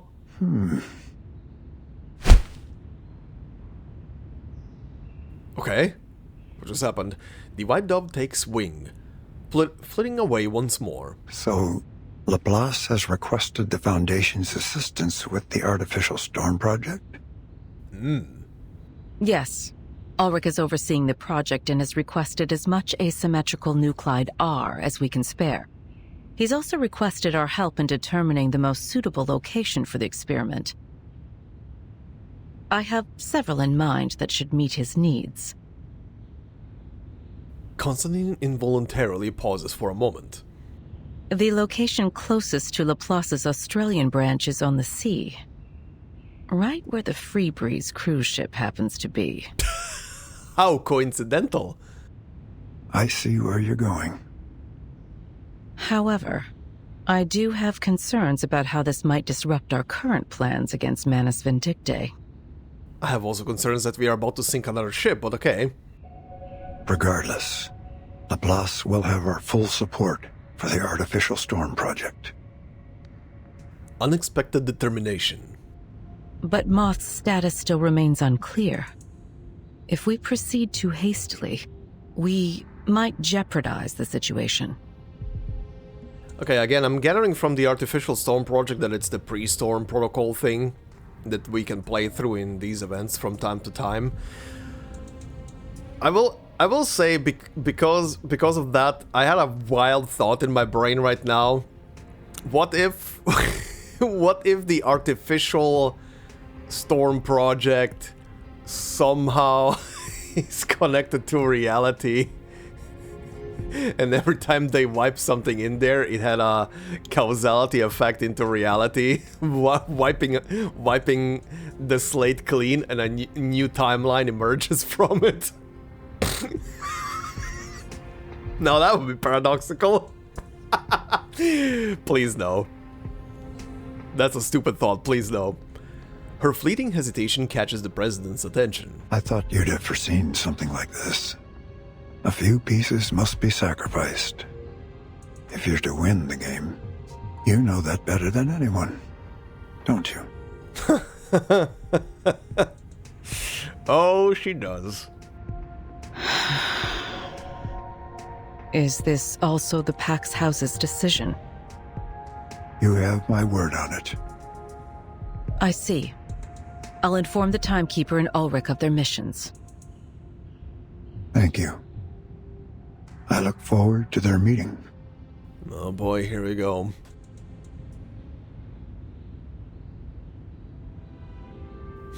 And where are we now? Storm Research Group. Oh boy. We meet again, Timekeeper. Pleasure's mine, Mr. Ulrich. I've heard good things about your work with Regulus. Frankly, I was surprised by how selfless, passionate, and forward-looking she is. I'm truly grateful to have someone like her on my team. Are we talking about the same person? Don't place all of those words on that one time she gave you the record. The ferrofluid is remarkably stable. Clearly, this is a sincere statement. Okay. Vertin is speechless. The situation on the Freebreeze is still unclear. We don't know how many Manus Vindictae followers might be on board. Our plan is to board the cruise as ordinary passengers. Regulus said she's made acquaintance with a crew member and has made sure to alter our profiles so we don't attract any unwanted attention. That's good to hear. So Regulus didn't use her money for her own amusement after all. After muttering to himself, Ulrich returns to the task at hand. We should stagger our boarding times. I'll reach out if I spot any signs of Manus Vindictae. Let's stay in touch. See you on board. Ulrich gives her a reassuring pat on the shoulder. Mr. Ulrich, we're more than happy to assist with your mission. Oh, no. Please don't trouble yourself. Sorry, don't get me wrong. I'd appreciate your help were the circumstances different. But the experiment is still confidential. Please don't mention it to anyone. I'd like to avoid any unnecessary risks or interference. On the cruise ship, we are but strangers. I see. Don't you worry. I have a little disguise for myself too. Oh God, what? Don't say that. You're just piquing my interest. Also, I just noticed that in the monitors in the back on the wall have the same symbol as in the pre-storm protocol. Actually, I can show it right now while it's still active. Where is it? This one. Just it's like 3 of them. I think like 3 circles. Anyway. Also, yeah, isn't I haven't gotten this from the or did I? I think I did get it from the shop. Isn't this the same thing? The circle around here that you can mask the clicks with as well, I think. Anyway, back to this. Where were we? Right, stage 6 as home fades. Alright, we're boarding the ship. I see familiar people on here. Also, the ship that was approaching was the... I'm really trying to stop myself from saying Febreze. I know I'm pulling it as a joke. It's hard. It's hard. Oh God, Vertin's on a ship. Oh God, Vertin is on a ship. Why is Vertin on a ship? Oh, this is a separate map. This is completely separate from the rest. I cannot zoom anywhere further away from this thing. Okay, well, time for a cruise. On the other side of the sea, there lies peace and boundless hope. Are you sure about that? Are you very sure about that?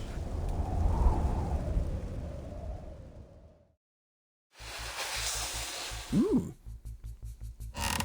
Oh, the menu music playing. Nice.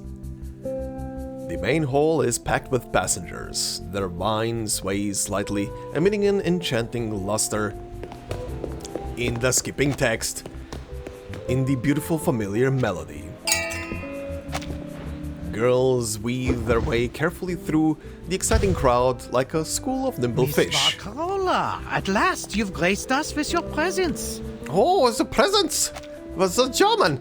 The passengers nod politely to the girl at the front. Henry and I were just having a little wager on whether we'd see our musical star outside the spotlight. Looks like he'll be buying me the next round of whiskey, eh? The Häagen-Dazs. Sorry. Ah, well bet, signore. Allow me to pour you the first glass. How do you like your whiskey? On the rocks, perhaps?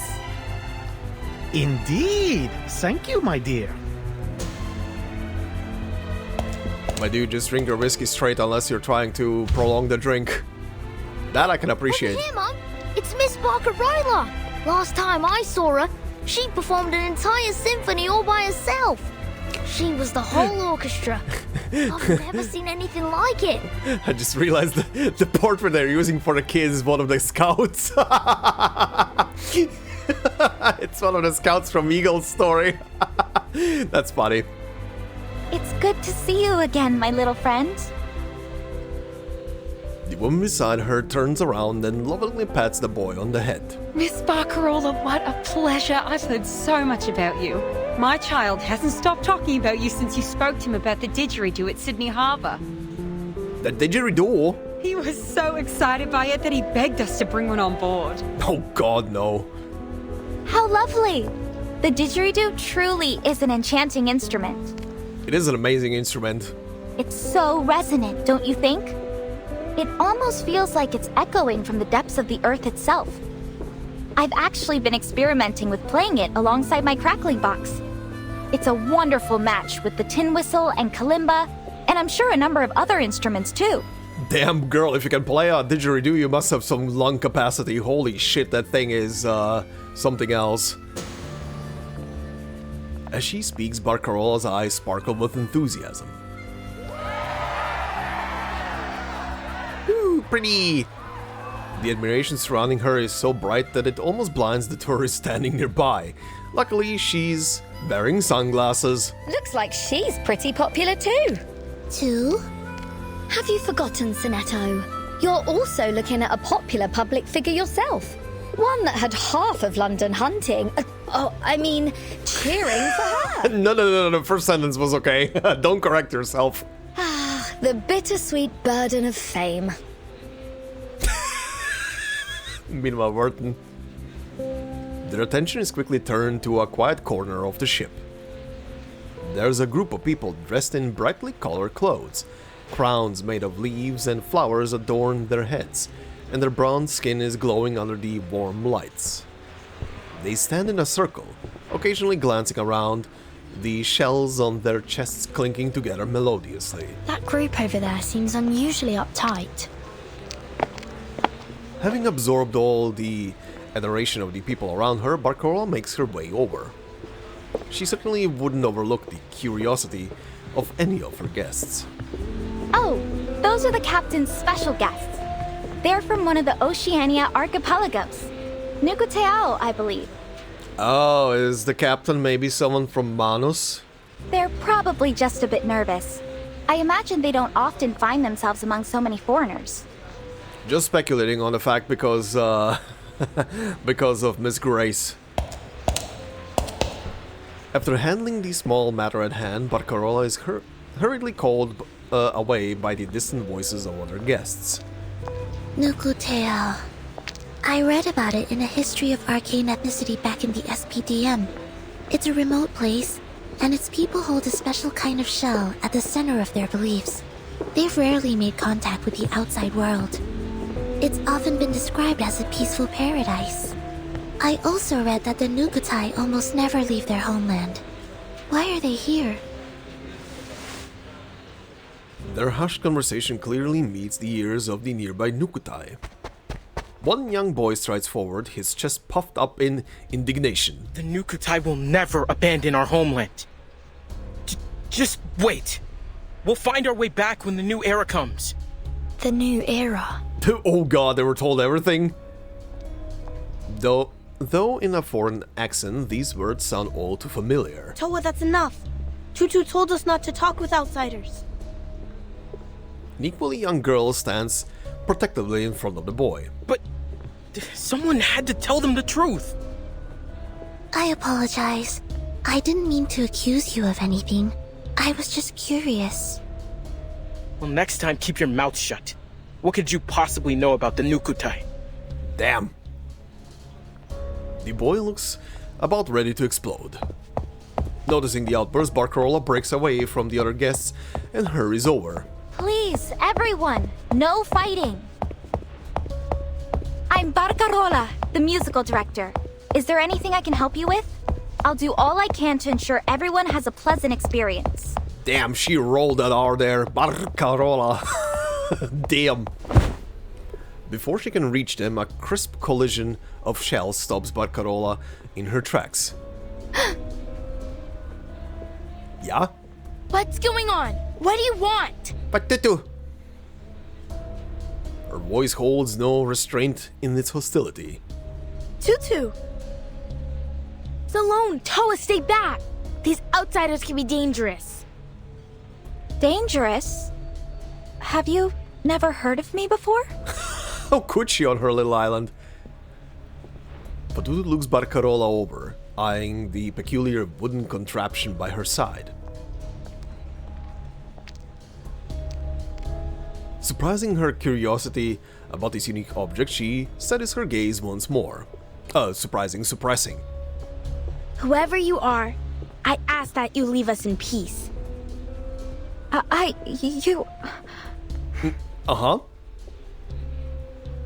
Barcarola is lost for words.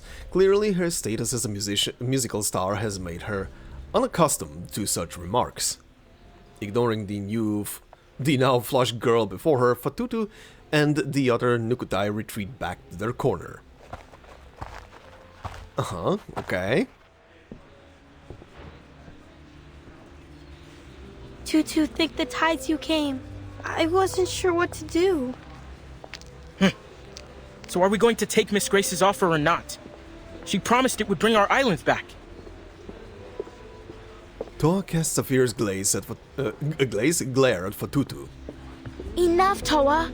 These outsiders don't need to know why we're here. And stop mentioning Miss Grace. Could draw unwanted attention. But what's there to hide? There's no shame in wanting our home back. If we don't stand with Miss Grace, we'll lose Nukuteao forever.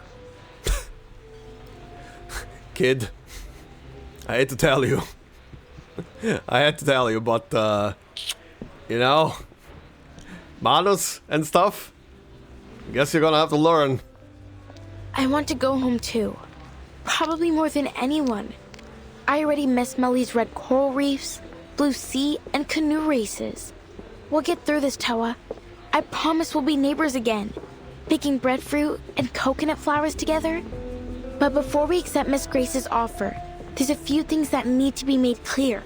And remember, none of these passengers are to blame for what happened to our home. Okay? But Miss Grace has offered us a way home. We'll have our islands back, just as they were. Our promised land. We will go home, Sloane. Trust me. I just need to figure out a few things first. Starting with this wonderful new era she keeps talking about. Yeah. I mean, that would be an interesting little thing, considering the storm wiping everything away and then pretty much something of a new timeline being there or some shit. Who the hell is what is happening? Who is pacing there? Also, yeah, who would be on the island? Would just be another Nukutai people living on the island, having a good jolly old time and living their lives, and then this tribe from the erased timeline comes along and like, huh? Who are you people? Alright, anyway, Miss Grace? You seem a little on edge, Chief Kamuta. Ah, that's who's pacing around. Kamuta is pacing back and forth in the cabin. Miss Grace, how much longer do we have to wait for this new era to come? Many of our people have never left Nukuteao before. We're struggling to adjust. Some have even fallen sick. We can't stay adrift on the sea like this much longer. Our spirits are low. The shells of some of my people have begun to crack. He lowers his head to the faintly glowing shells in his palm. They radiate warmth. Not everyone is strong enough to endure this journey. Please, Miss Grace, you have to help us. While it pains me to hear this, the journey must go on. You have nowhere to return to after all. We still have some space below deck. You can use it to store your people's bodies should they die. Holy shit, that is cold as fuck. Holy shit. Her gaze remains fixed on the crystalline shells in Kamuta's hand. That's not exactly what we're asking for. Please show us another way. Help us like you did when you foresaw the destruction of Melly. I beg of you. Grace tilts her head, a glimmer of intrigue on her face as she observes the pained expression on Kamuta's face. I've already shown you a way, haven't I?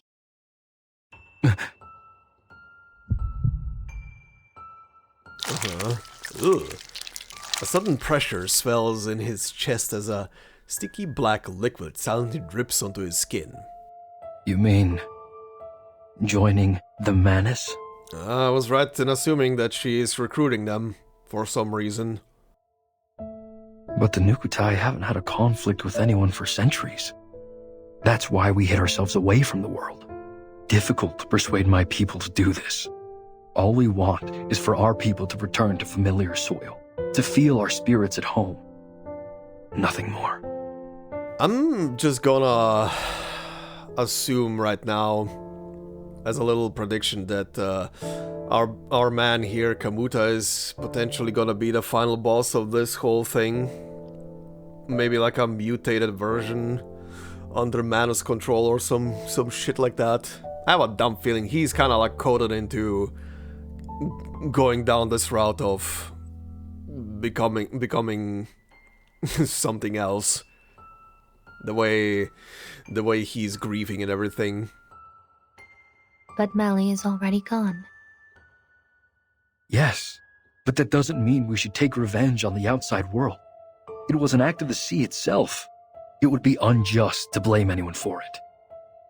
What about the torpedo test sites designated over Malaga and Vaipuna?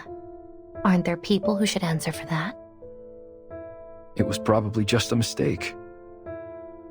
I mean, to be fair, it was probably a mistake. I mean, you guys are hiding yourself away from the world, and if I'm right in assuming that your island and whatever the whale is you had over the island is preventing anybody from seeing actual civilization there, I mean, yeah.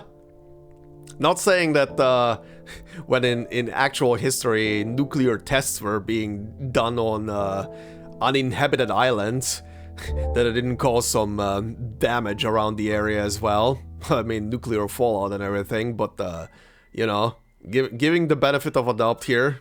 The area they chose was far from the main islands of Nukuteao, and hardly anyone fishes there. They may not have realized that my people lived there. And the oil spill? The wastewater discharge? Were all those fish killed by pollution also just an act of the sea? Please, we're not looking for conflict. Of course you're not. After all, they've only stolen everything you've ever held dear. Her voice drops abruptly, her next words delivered with the slight lightness of a feather.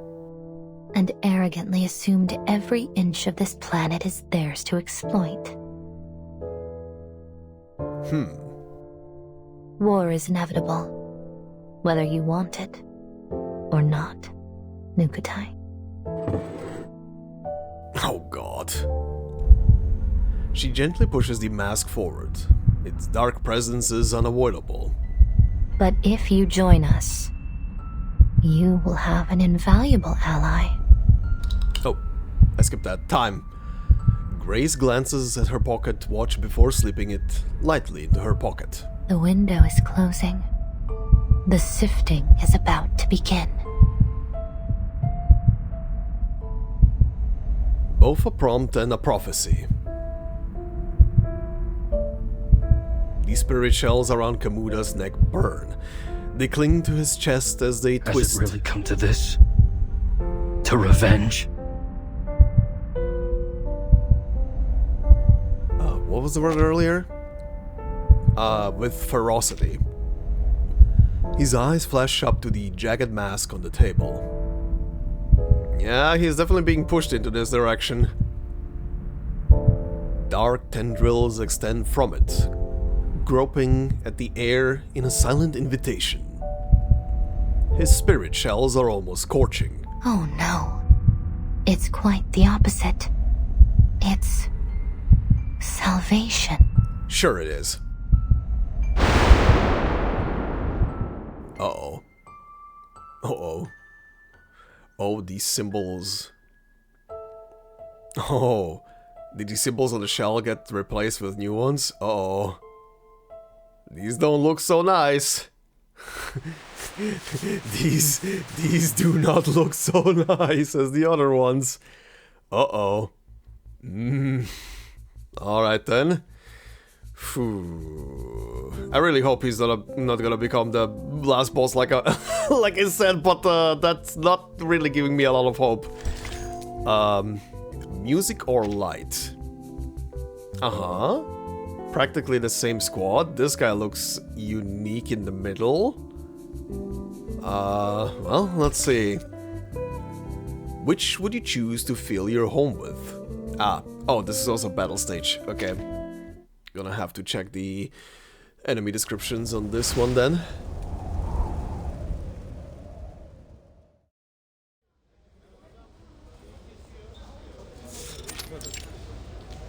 main hall. The main hall is packed with people, yet there is no music to be heard. A peculiar scene indeed. Fortunately, the guests don't seem to mind. There is no stage in the world that offers a performance like this one. Signora Regulus, as I'm sure you understand, there's a great deal of effort involved in creating a concerto. From the initial spark of inspiration, to the careful arrangement of the music, to the skill required to play it. Oh boy. The fact that any concerto has ever been performed at all is nothing short of a miracle. Uh-huh.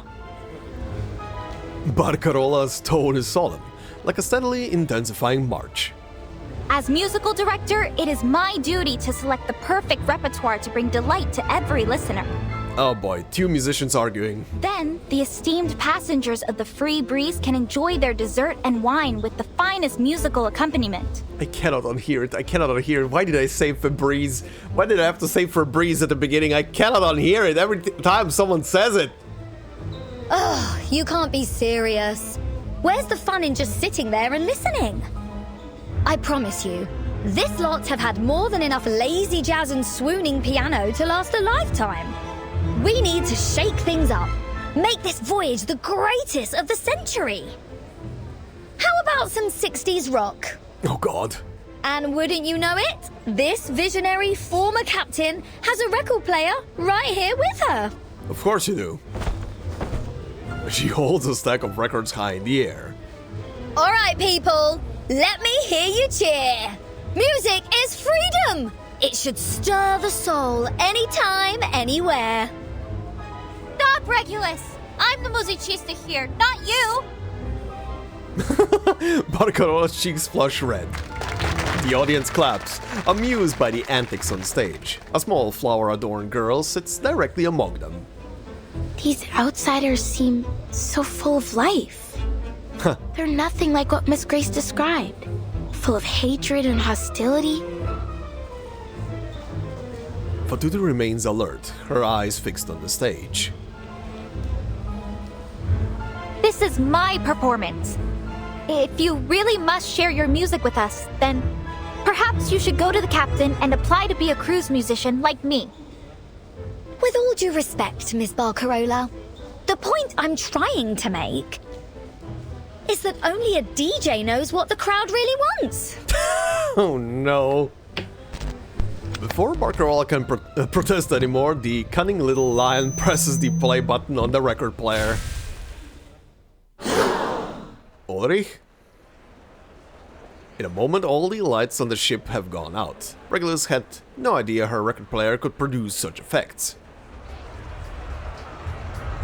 Okay, what is happening? Huh? Did I just shoot lightning bolts from my fingertips? Nah, that was Ulrich, I would say. Of course not. Barcarola finally manages to wrest the microphone from Regulus's hand, but far more pressing issue than the concert of the concert now faces them. The content of the concert. Amid the darkness, discontent quickly arises. Verdammt! Who's stepping on my brand new leather shoes? Verdammte Scheiße! Will you please watch yourself? I was just about to say the same thing. Just let go of my jacket, moron! Could you all keep it down? I'm going deaf here. Are we really having a three-way argument between a German, a either British guy or American, and the French? That is a joke that is writing itself. Oh no, my wine! And the cheese platter! That is absolutely... How besides the... How besides the accent can you make the guy more French? The wine! And the cheese platter! This could turn to total chaos before long. No, I can't let that happen. I must go check on the master switch. Barcarola pushes through the crowd as she carves a path to the power room. Hey! Miss Barcarola! Please let me through, Signora Elizabeth. Elizabeth? Unfortunately, the guests can't tell a musician from a mechanic through the darkness. Barcarola, where are you going? Let me give you a hand.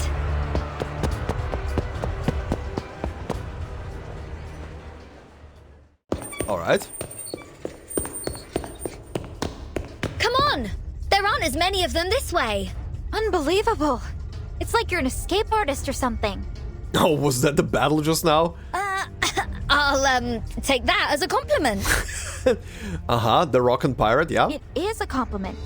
Thank you so much, Signora Regulus. Well then.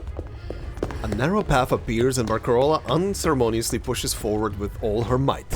But it seems the surprises for today are far from... are far from coming to an end. A faint light flickers across Barcarola's vision, then quickly falls to the ground. Oh, is this, Fatutu? What was that?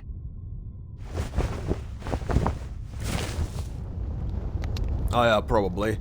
A piece of, rough bark twisted into the shape of a lampshade, with a compass-like root burning warmly inside, shines through darkness. Tutu, are you okay? It is Tutu. I'm fine.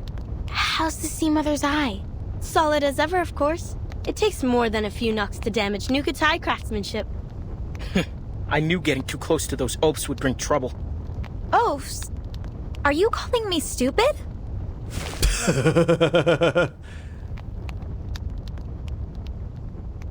Before the situation can escalate any further, Barcarola picks up the oddly shaped lamp. She is quickly basked in its glow. What's this? What did I say? Of course you have no idea what this is. We form palm bark into lampshades about the size of a coconut, then tie fat-soaked compass grass inside. We call it Sea Mother's eye. Every Nukutai knows how to make one. They're way better than those noisy, buzzing light bulbs. Wait, why are we even telling her this? Yeah, why? I mean, you're proud of your craftsmanship, so that's why.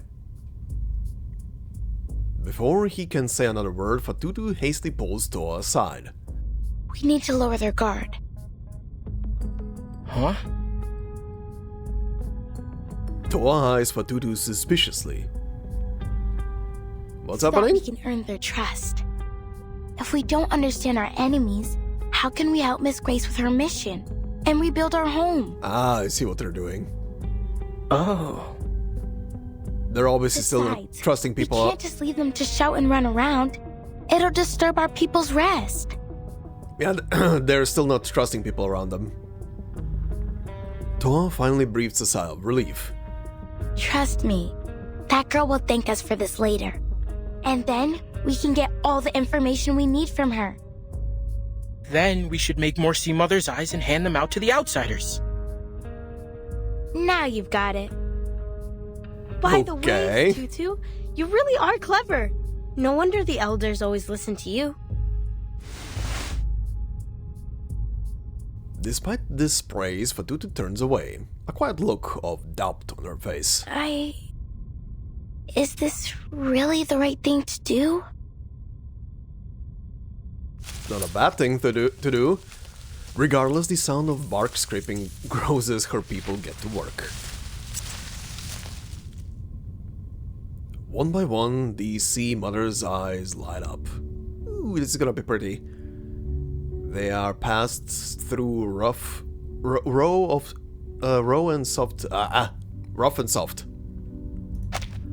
and soft hands alike, illuminating bronze skin, flax-colored irises, and chestnut hair. What peculiar little things. Reminds me of my days on the fishing boat. I always loved spotting the lighthouse on our way back. These look just like it. This is gonna be very nice. Where was I? As the warm lights make their way through the crowd, the clamor subsides. No more panicked shouts, no more arguments. Only a unique harmony. This is gonna be like what are those called again? The lamp. God, I cannot remember the words.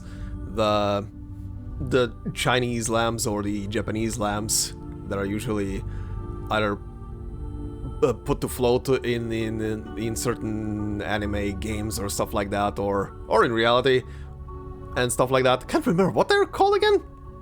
Shit, the word is really not coming to my mind. Anyway. craftsmanship is remarkable. You'd be hard-pressed to find something of this standard in a factory these days. They remind me of the things my grandma and I used to make when I was little.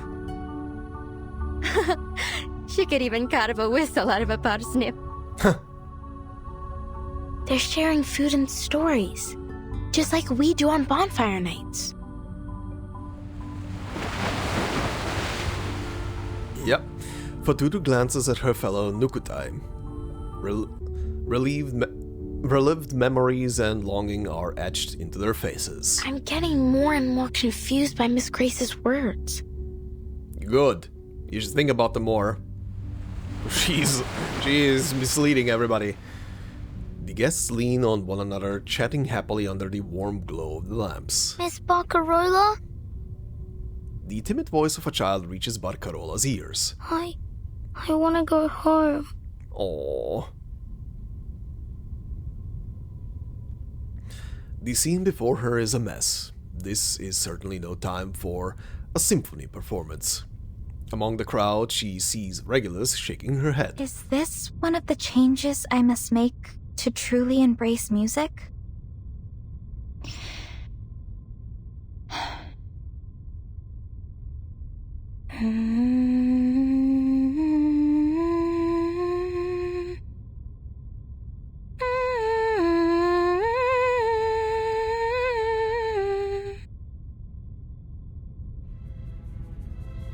A single note drifts from her crackling box. I saw the note at the beginning of that sentence, and nothing happened outside of the sigh, and I was about to hit the button and skip this. But I was waiting. Then a harmonious melody of joyful, lively, and contrasting sounds. Whoa! Their joy illuminated by the lamps, the guests start to clap along.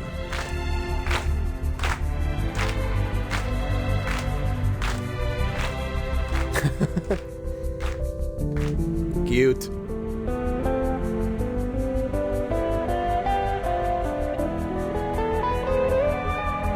Very wholesome. And then this goober.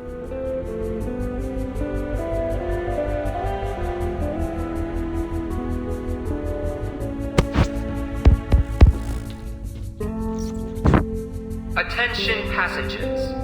The Free Breeze is currently experiencing a power outage due to a fuse blown by a cargo leak in the lower deck. We ask that everyone remain calm. We sincerely apologize for the inconvenience. To make your wait more comfortable, we'll be offering unlimited ice cream shortly.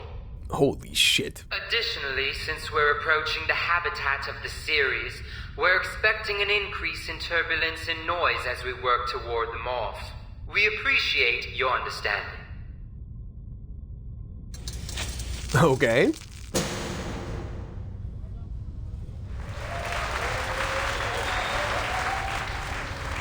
The hall brightens again, and the guests bid one another farewell, the lamp still tightly held in their hands. Barcarola exhales deeply as Regulus approaches her, a smug look on her face. See? What did I tell you? Music works wonders. Anytime, anywhere. You were right, Signora Regulus. You owe me one now. So, how about a little reciprocity? She rubs her fingers together mischievously. Say, letting me have a rock session on the ship? Sure. You promise you won't cause any trouble? Even if she promises she will. Cross my heart. All right, you can do it. But... Woohoo! She's not waiting. Permission granted. Regulus doesn't wait to hear her extra condition. She's already dashed off, speaking as she goes. Don't forget to thank the girl who made the lamp.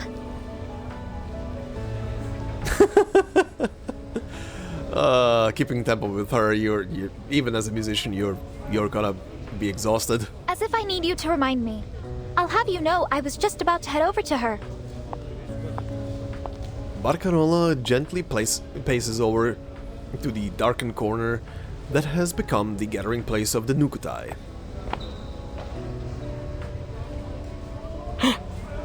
Tutu was right. The stupid girl's back. The stupid girl? Shh. Huh?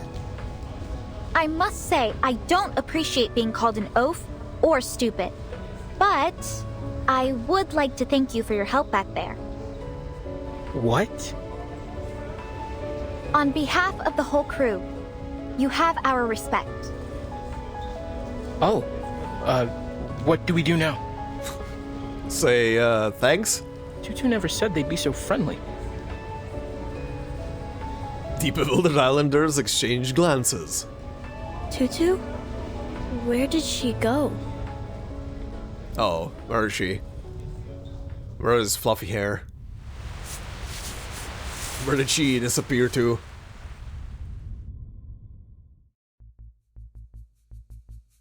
Alright.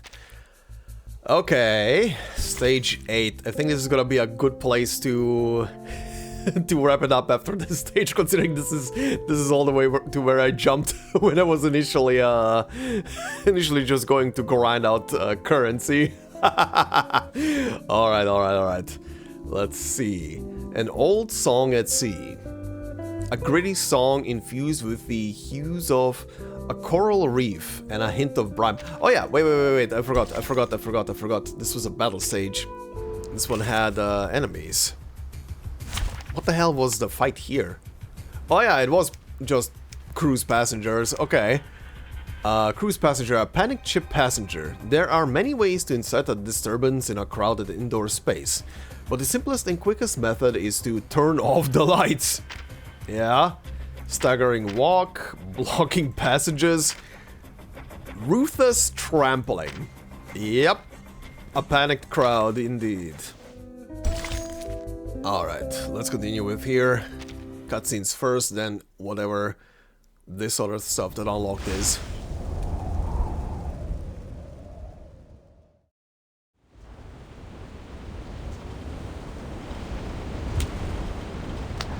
I've learned so much about the outside world since I boarded this ship. So, why do I feel even more confused? 'Cause you were told lies. Or rather, you were told half-truths and were misguided. I trust my people. They're good and kind, and they've never lied to me. You just have to look at their spirit shells to see it. The songs and dances of Melly nourish the shells, and the purity of my people's souls color their surface in the most beautiful patterns. Oh, okay. That explains why the pattern of the shell of the chief got so craggly there. And Miss Grace. She's been good to us too. Okay, that's an interesting image. She warned us about the destruction of Melly, saving us from the flood, and she showed us the world as it really is. She even wants us to be part of her plan. Our ancestral shells have also told us how terrible the world outside is. That it's a place with Sanguma witches, Nakarua serpents, and all kinds of other beasts. But...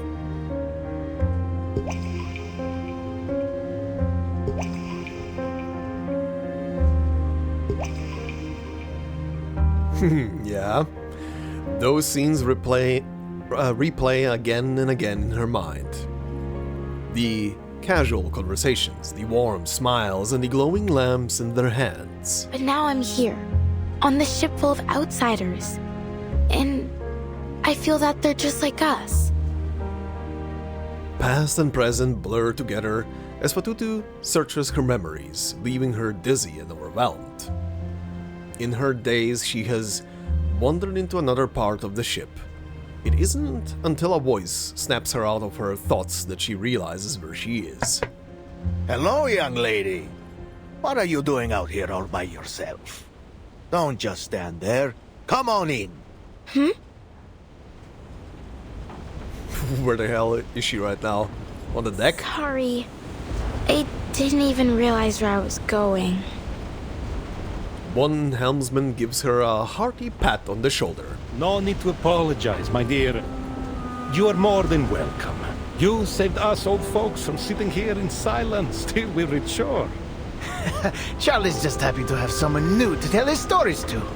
I bet Esam will jump at the chance to show off how he drives off those series too. Series? I've heard they're a real headache for passing ships, but I've never seen one with my own eyes.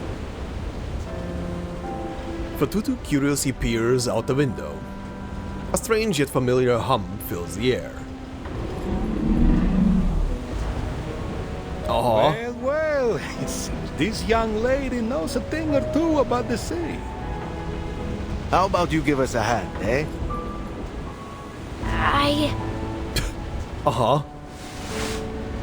He extends a rough hand to her. Fatutu takes a hasty step back, but the hand remains warmly held out before her. She has seen many hands like his before, calloused, working hands like those of Grandma Panu, Uncle Tarek, Grandpa Natano, and many of the other Nukutai. There's something comforting in its familiarity. Me? I'm not sure I know how to... Don't worry, it's almost too easy. These series are afraid of loud noises, and the Free Breeze has plenty of speakers on board. The sea is with us today. Of course it is. For how long we've sailed its waves, why wouldn't it be? The helmsmen exchange a few winks and shoulder pats. There is a clear camaraderie between them. They roll up their sleeves as they prepare for their performance. Get ready, folks! Port the helm! Alright, and I think this is where battle... Yeah, this is where the battle goes in. Alright. Course 270, hard starboard. Slow down to 5 knots. Watch the bow wave. Turn on the speakers. Time to chase off some sea monsters. The seasoned navigator issues a steady flow of instructions. The cruise ship slowly turns, skillfully avoiding the reach of the sea monster's tentacles. Signorina? He gives Fatutu a harmonica and asks if she can play it. No. Don't worry. Anything you play, we'll do. Can't be worse than what Esam has to offer. Quick, play the Whereabouts of Light. I can hear you, you know. The sailors joke and jostle as they clamor for their respective instruments.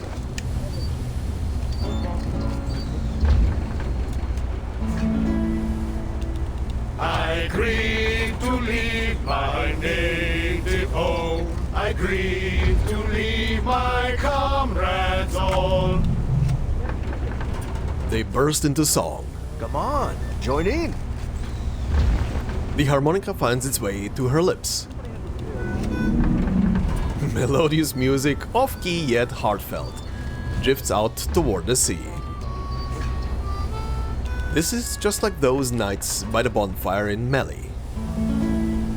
But a poor simple sailor just like me must be tossed and turned in the deep dark sea.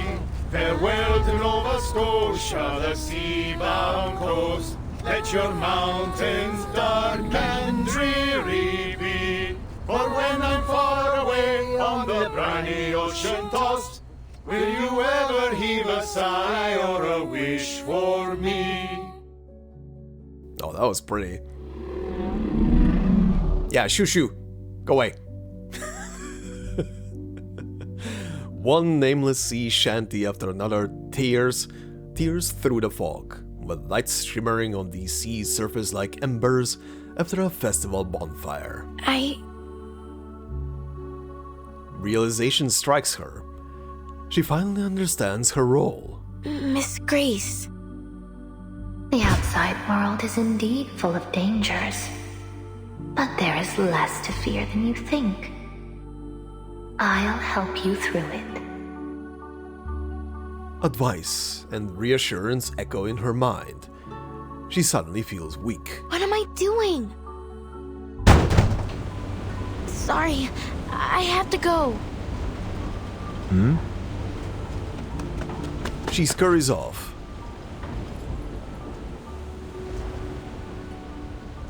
It hit her like a truck.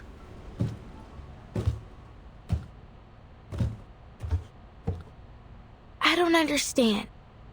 Why are they so nice? This is nothing like the stories. Her questions hang in the air, and so too does a knuckle at the door. Come in. Miss Grace's cabin? Guest room. Timekeeper, I hope you didn't have too much difficulty during the power outage. Never mind. Another... another room. Not at all, Sonetto. It actually gave me the opportunity to try out X's latest invention, the bouncing bulb. The what now? It's very interesting. A little draining, though. Uh-huh. Would you like to try out one of these, then? Ah. Did you make this, Sonetto? I did. Miss Saloni from Nukuteo taught me how to make it.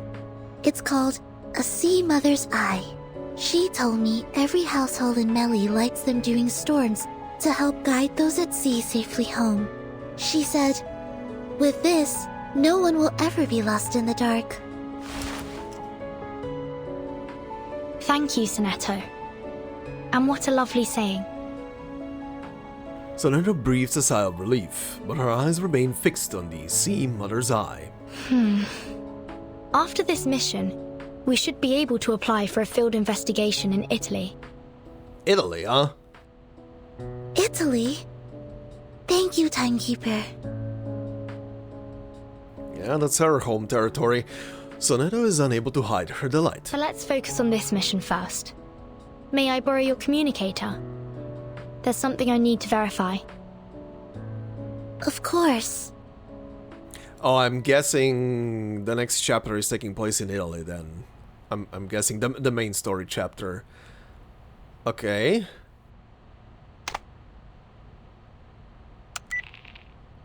Connecting to Madam Z of the St. Pavlov Foundation. The person you're trying to reach is currently unavailable due to communication interference. Please leave a message after the beep. Communication interference? Huh? I don't think that should be happening. Just as I suspected, communications are blocked. Someone's jamming the signal. Mm-hmm. Do you think it's Manus Vindicte? Probably. It's possible. The flyer proved that this ship has some kind of association with them. We need to stay vigilant. Regulus should know about this. I'll go find her. A heart-wrenching scream echoes from afar, reverberating through the halls. That's Regulus. Through the halls of the ship. Regulus!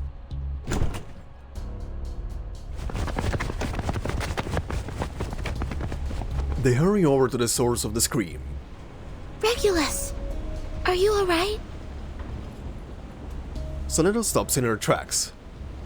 The scene before her is all too familiar, for it has played out countless times at the LSCC. Beautiful day, isn't it?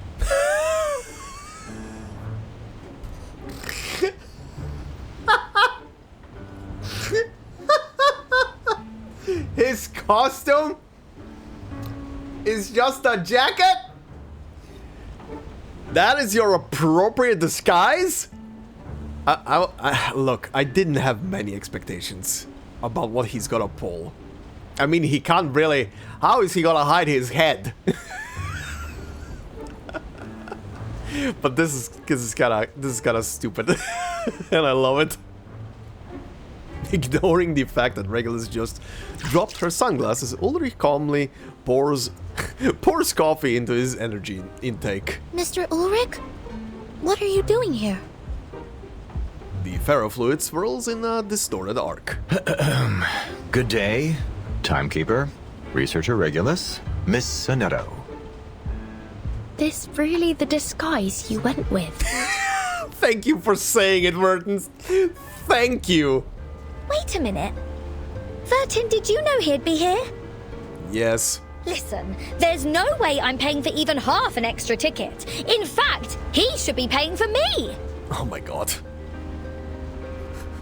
Well, this might take a while to explain. No shit. No shit, buddy. Ulrich. Fucking jacket. Just a simple jacket. Oh yeah, before I read the star. Oh my god. Okay. So what were these enemies? I do remember these flying shits. Ceres illusion. The secret behind the seemingly enormous number of Ceres. Humans have long relied on whale songs to help them deal with the Ceres. It is said that a certain type of whale song can shatter the illusions within the Ceres colonies. But this claim has never been verified. Alright, Clamorous Torment, Winged Sonance, Waves of Mockery. And then the real one. A ray-form critter that travels in groups. Chasing ships is just a trivial episode in this massive horde's grand scheme to conquer the seas. Clamorous Torment, Winged Sonance, Waves of Mockery, okay, pretty much the same thing. Alright, so what's the star? What is this thing? Last second scramble. Knowledge is power. Oh god, this is gonna be another Sudoku.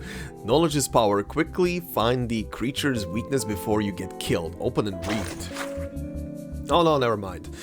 Encyclopedia of Nautical Lore, Sea Monster Edition, Ceres. Common names: Pig-Tooth Ray, Anchorfish, Deep Bass Disc, Hammerhead Ray. Back home we call this thing a sea bat. That's not right. Sea bats are a different species and they definitely don't smash your portholes at night. Classification. Subclass: Aquatic Primal Critter. Order: Oceanic. Family: Rayform. Genus: Flying Ray.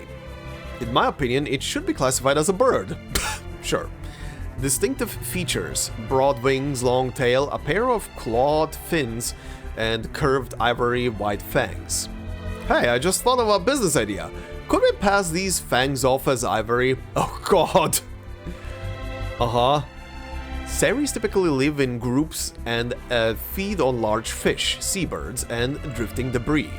While they may look familiar to Olietau, their behavior couldn't be more different. While Olietaus are generally non-aggressive, Ceres are known for their fondness for challenging creatures larger than themselves, including sperm whales, baleen whales, megalodon sharks? Excuse me, are megalodon sharks still existing in this world? And passing ships. Sometimes they even mistake... You know what? They might actually exist still in this world. This world is full of, weird creatures and stuff from folklore and legend and shit like that, and there are certain groups of people who still believe that megalodon sharks are still real and existing in the oceans. To what I will say, no. I think someone would spot one at this point. Yeah, this is interesting and very terrifying. Absolutely terrifying. These things were gigantic. No thanks. Sometimes they even mistake protruding rocky outcrops and coral reefs for foes. When a Ceres spots a ship, it leaps from the water, attacking the vessel with its sharp wings and calling upon its companions. They seem to have a competitive nature. Each Ceres strives to soar higher and leave deeper marks on its target. Stay away from the windows. You never know how deep their wings can slice. Despite their large numbers, Ceres communicate through a single method: sound. They can produce a wide range of calls within the 10 to 180 Hz frequency range, ideal for underwater communication, and they can sense each other's vibrations through their wing membranes. The best way to deal with Ceres is to disrupt their hearing. Shouts, bangs, and music can confuse them, while enough volume can physically irritate their auditory systems, causing them to flee in discomfort. Now that's more like it. My former captain tried using anti-Olitao measures against them, which is why he's my former captain. Damn, that's a diss. Alright, but this is where we're gonna stop for today's part. I think this is enough. Just as a sneak peek. Oh, we're back at the lab, huh? Oh god. I see an interesting trio. Oh no. Okay, very interesting so far with the whole thing. I guess we'll see next time how this is gonna develop. This up until here, this is just the introduction phase. Until in the next step, we're gonna get the bigger plot of what is happening, probably. But very interesting. So yeah, Manus is definitely. I wonder why outside of the island people being Arcanists and everything, it seems. Well, I don't know if every person from the island is an Arcanist, but they're definitely recruiting them for their cause for some reason. Outside of the I don't know. The only reason that comes to my mind is literally just bolstering their ranks, essentially, probably. But interesting. I do wonder who the captain is. They keep avoiding showing the captain. I wonder if the captain is another Manus person, considering I think the story at the beginning, if I remember right now, said that the captain is new, or no, that the captain hired a completely different crew, and this crew kinda is nervous if someone badmouths the captain in any capacity. Very interesting. The guy seems to have some kind of iron grip on whoever he hired to be the replacement crew, so we'll see. And yeah, Grace is definitely not directly like lying to them, to the Nukutai people, but definitely like misleading them just to put some fear into them and doubt, so she can more easily recruit them into their ranks. Well, she definitely seems to have managed that with the chief. I have a dumb feeling the chief is gonna go through the paces, and more than likely the chief. I don't know if he's gonna be savable if shit really goes down with him, but whatever happens to the chief is probably gonna be the wake-up call for Fatutu and the other Nukutai that are on the ship to not trust Manus Vindictae. More than likely. All I'm gonna also say is, I hope the ship does not freaking sink. But I have a bad feeling we put Vertin on a ship! They will never learn. They will never learn. Anyway, before I close up with a couple of more words, we're gonna switch over now to the footage that I recorded before I recorded this whole shtick up until here for the Pre-Stone Protocol, and I will see you guys for the outro. So, enjoy! I, Robot, Child of Science.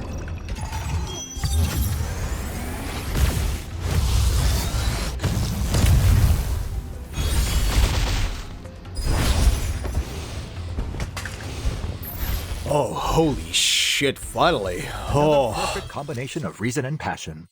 Sure. Sure. Oh, so many health bars on this asshole. Uh-huh. What are my options? Colossal increases allied incantation might. Very nice. Is this a blood thief one? Leech rate. At the start of the round, gain vampiric. Leech rate 10%. Okay.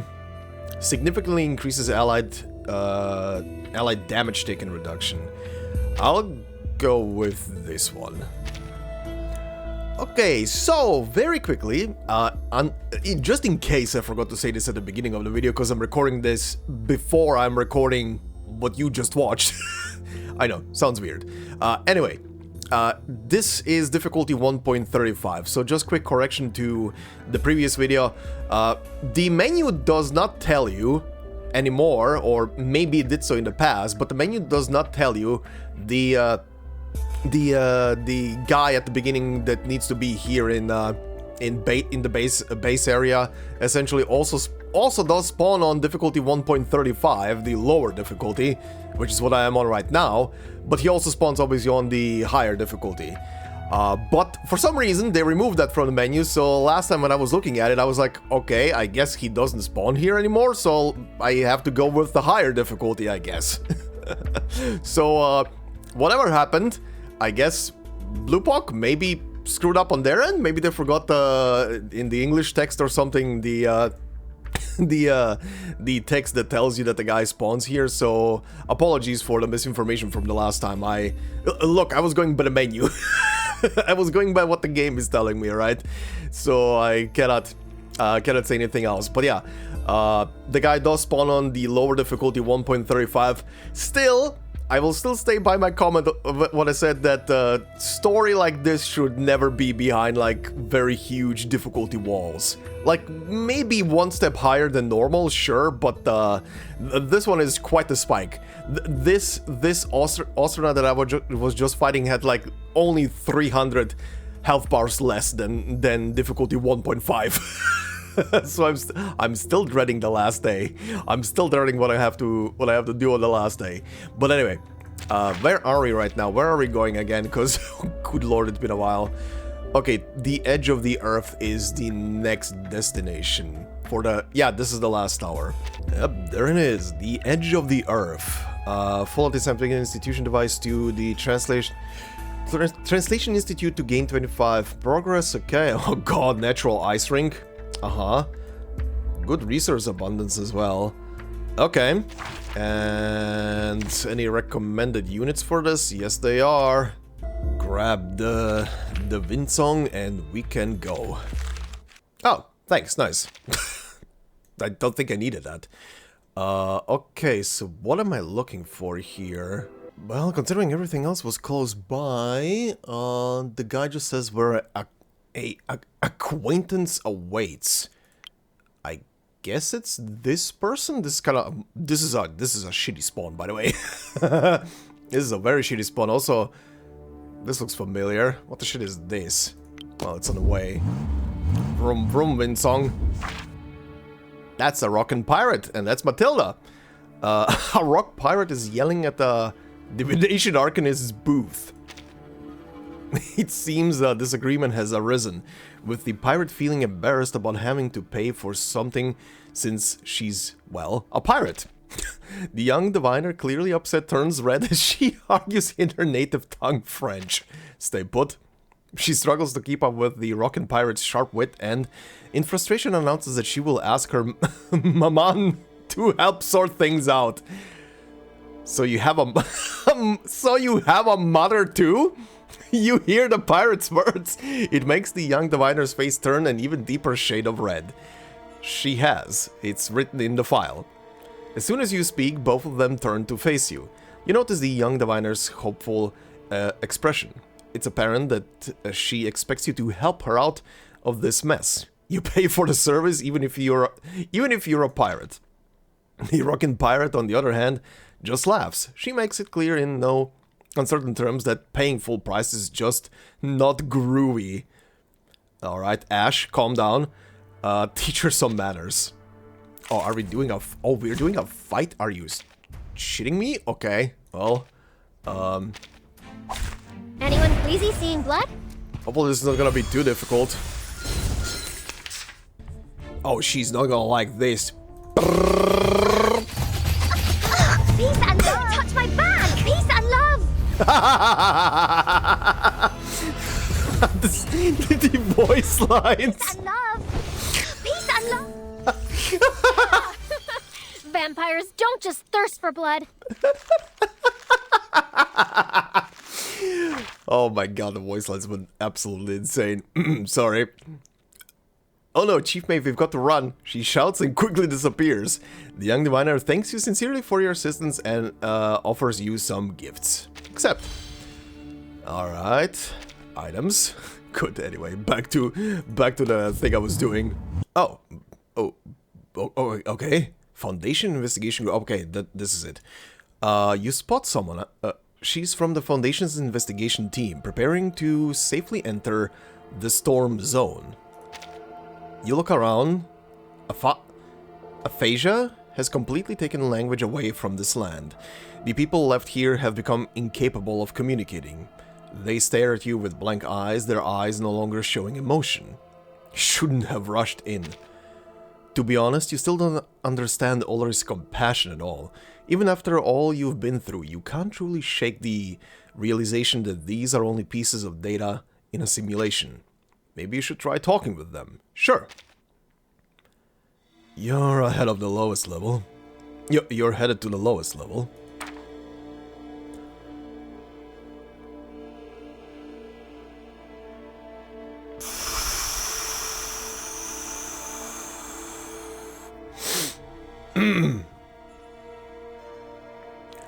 Oh. Okay. Okay.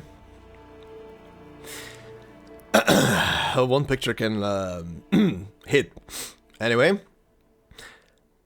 Obviously. Oh god, and it's him speaking to her. Do we really have to go? It's you. Word of your actions has spread like wildfire. I know who you are, outsiders. So I know how dangerous it is down there. But we can't rely on your outsiders forever. There is no forever. Every time the box resets, you all start over again anyway. Is that so? Still, if it can't be avoided, we have to go. Why you specifically? If we're all just pieces, anyone could go. Let me do it instead. You care about a piece that resets after every failure? I don't. No. Thank you for your advice, sir. It's good to know that even if we fail, there will still be people like you. Okay, so yeah, she is obviously not the real one, just sharing an appearance. But before that happens, we'll do what we can to fix it. Oh god, yeah, right. Okay, it's been a couple of days between recording. I forgot that she's here as well in the team. I forgot that she's here. Oh no. Mr. Enigma. Let's go. So long. You watch as they enter the area, evidently frustrated. Let's sit back and prepare. What was this? What was this gut punch? Excuse me, game? Excuse me? Can we not? Why am I... What? This is not... For me, this is now twice in a row. I literally just played through Arcanists' new game mode and its second and third ending, and that third ending had a... had a gut punch as well to the feeling, and because of the narrative and implications. But excuse me, can we not? Can we not do it in these game modes? Can we do it in story? Oh, you suck, both of you. You both suck ass. Okay, what's the next step? Alright, I guess the next step is to go back to base, and Ulrich is gonna have something to say then. Alright, well, time to fast forward, I guess. Alright, I think this is our little event. Is that Ulrich? Oh, it is. Good news arrives confirming that Laplace, Zeno and the Foundation have all completed their part of the tower construction. Only the top level remains unfinished. Now Ulrich has given up his observer role and has entered the box. He stands beside you, going into meticulous detail about plans and preparations.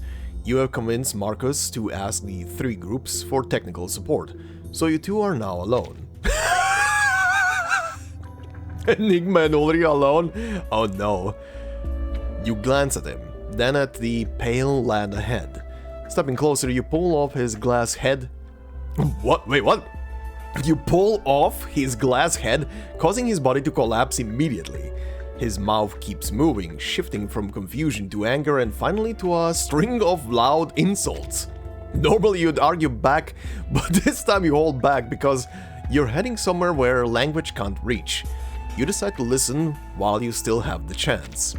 You set his head aside and walk in alone. Maybe the investigation team was right. Whether last time or next time, you take the same action. You need to install translators at 3 points to protect yourself from aphasia at the power sites. I'll go myself. Alright. Did it update? It did.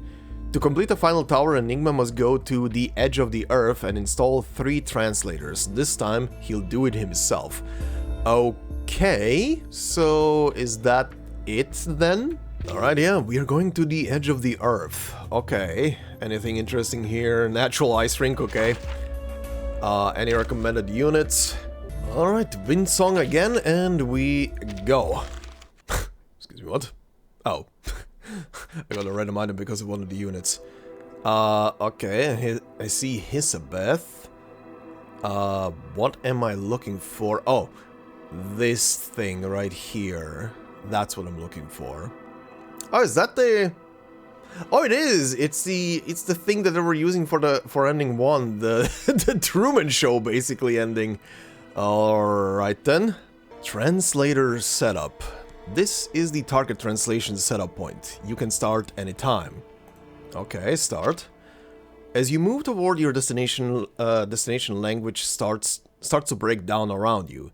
You try to hold on by mentally repeating every word you remember. The effort feels like fighting against sleep. Your mouth soon loses the ability to form clear words until each word you repeat comes out as infantile babbling. Jesus Christ, I can't even read anymore. Keep moving forward. Soon you can't even babble anymore.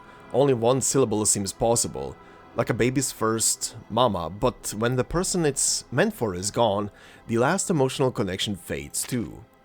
You reach a point where your thoughts themselves no longer form coherent words. You cannot hear them, cannot see them. You think now in abstract concepts, as someone blind and deaf from birth might. Silence is the only answer. A sound breaks your distracted silence. You spot Lucy in the sky. In the sky? Though it looks like a replica because of its strange coloring. A temporary translator falls to the ground along with 2 Laplace employees. This is... Hello, Enigma. Like our new Lady Simone airship? What? We've upgraded with the latest jet propulsion system. The Laplace duo is happy to help you and excited about finishing the tower. Their mere presence alleviates some of your aphasia symptoms. Thank you so much. Oh, there's another one, okay. Alright, this is the next one. This is the target translator. You can start at any time, okay, yeah? You keep moving toward your goal, feeling completely drained, fighting against the urge to stop.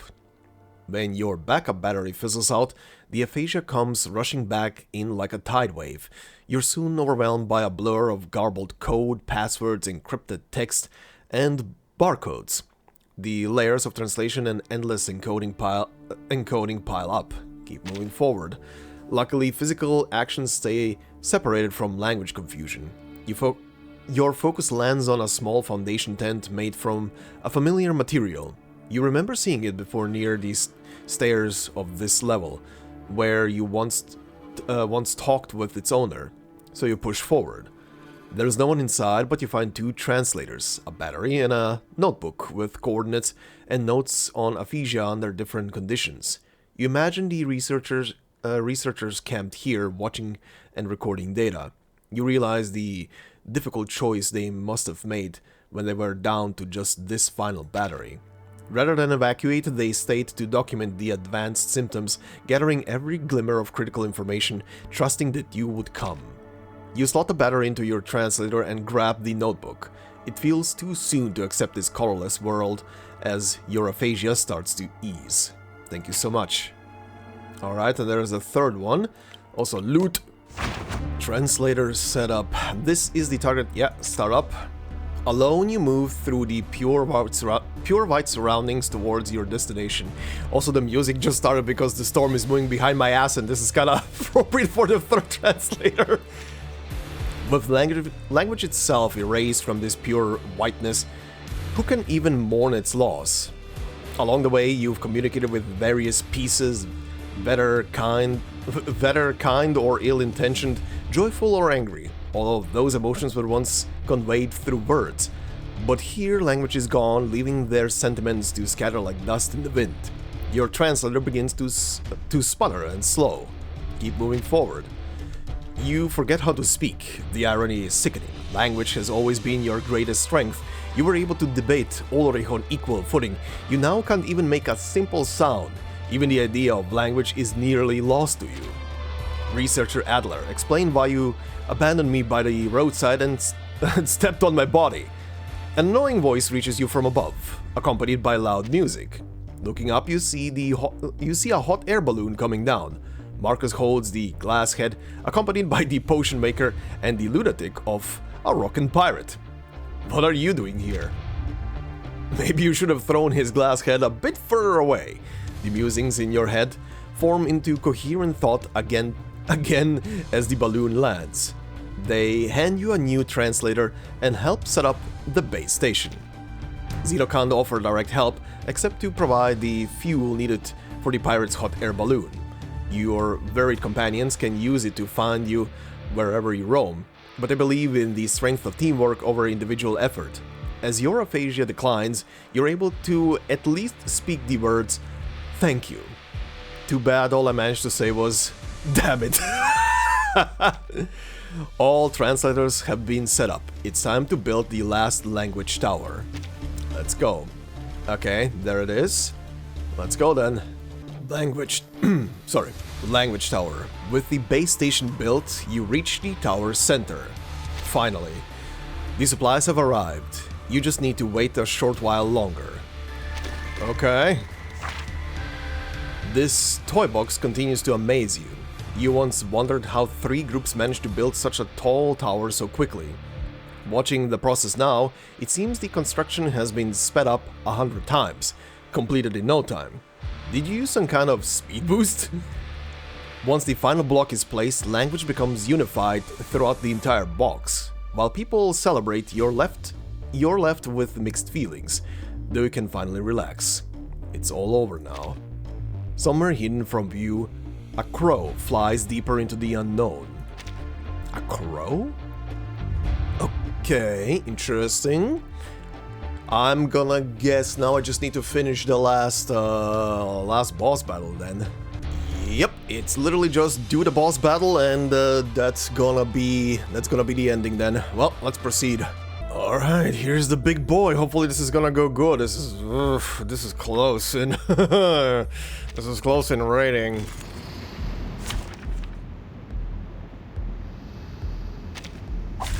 Anyone queasy seeing blood? How many health bars does he have?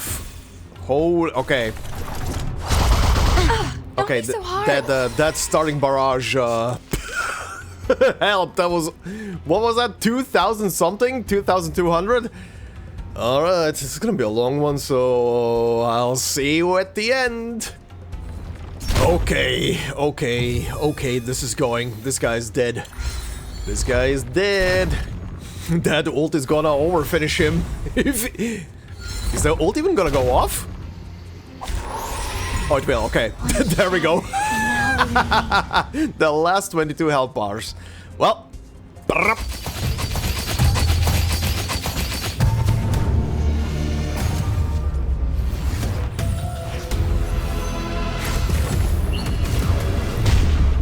Actually managed to do this with one single team. Holy hell. Battles have little meaning, save for the prizes to be won. Sure. Good God. Actually with one team. Didn't even have to go into the second day. The astronaut required me to go through 2 teams. Holy moly. Oh? Oh, actual cutscene. Holy hell. Oh, that's X. They actually pulled it off. I thought they'd fail and seal it away. Next time, I'll need to be more subtle with the clues. Oh, bitch, are you involved in this? Now then, how should I explain this in my report to Lorenz? Oh, what? What? Okay. This was something to do with him? This is interesting. Everybody united. You've crossed every inch of this boxed world, searching for a true solution. Well done, you found it. Okay. Uh-huh. That's a lot of points, yeah. Nice. 12k. Yum, yum, yum. Anything else? Or is that gonna be it? Oh, that is it? Really? Okay. Okay, do we even have... Oh, that's actually all of the rewards as well. I'm actually done with this game mode. Huh. So, I mean, from that portrait, that is definitely X. Huh. So he's somehow involved in this. Interesting. Yeah, I can definitely see that they're building up a story with this. I do hope if they make this into a permanent mode, like they did with the other thing, with the Semmelweis story and everything. If they make it into a permanent mode, I do hope that at least, unlike the other one, they're gonna actually do some kind of like, hey, here's like a 5-minute recap sequence or something, just to tell you what the hell happened in well, this pre-storm protocol and the other one, because it would be kind of beneficial to know. Again, for the Semmelweis story, I had to literally look it up on YouTube. Not like it's a problem to look it up on YouTube, but it's still kind of like more beneficial for most people to, you know, have this in game. So I do hope they're gonna somehow, if it becomes a permanent mode, include it in the game. If they're not gonna do that, I guess next time Pre-Storm Protocol comes around, they're gonna just do another story. They might be just doing a story mode with these as they're deploying them as well. Could also be. But honestly, would be very beneficial if there was some kind of the story so far recap button or something. Because these events are not gonna come back anyway, right? So what's the point in not having like a, even if it's just a written out sequence with maybe 1 or 2 pictures to show you what the hell happened. But so far this is interesting, especially if this little goober, this little Rube Goldberg machine specialist is somehow involved in this whole mess.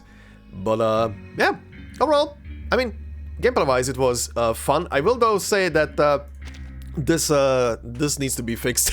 I don't know why it doesn't say here that the guy doesn't spawn on this difficulty, but it says it here. Maybe this is who the hell knows? Maybe this isn't even meant for the scientists. Maybe the one you talk at the beginning. Maybe this is meant for something else, like extra special events that only spawn in this difficulty. I don't know.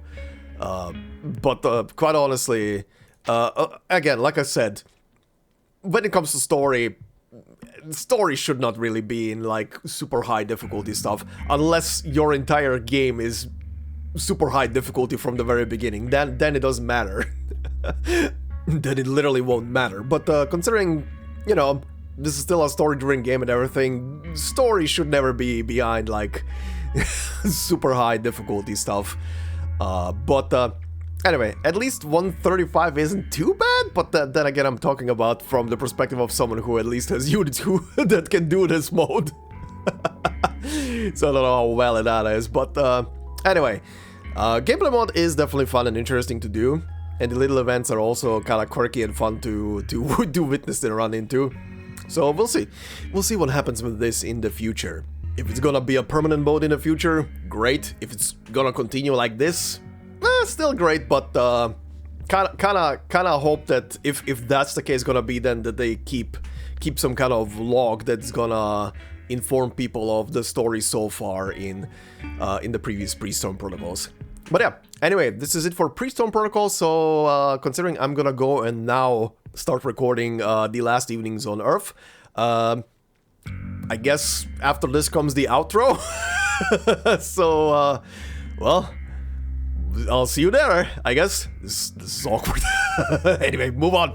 Alright, and now this will be it for today's episode completely.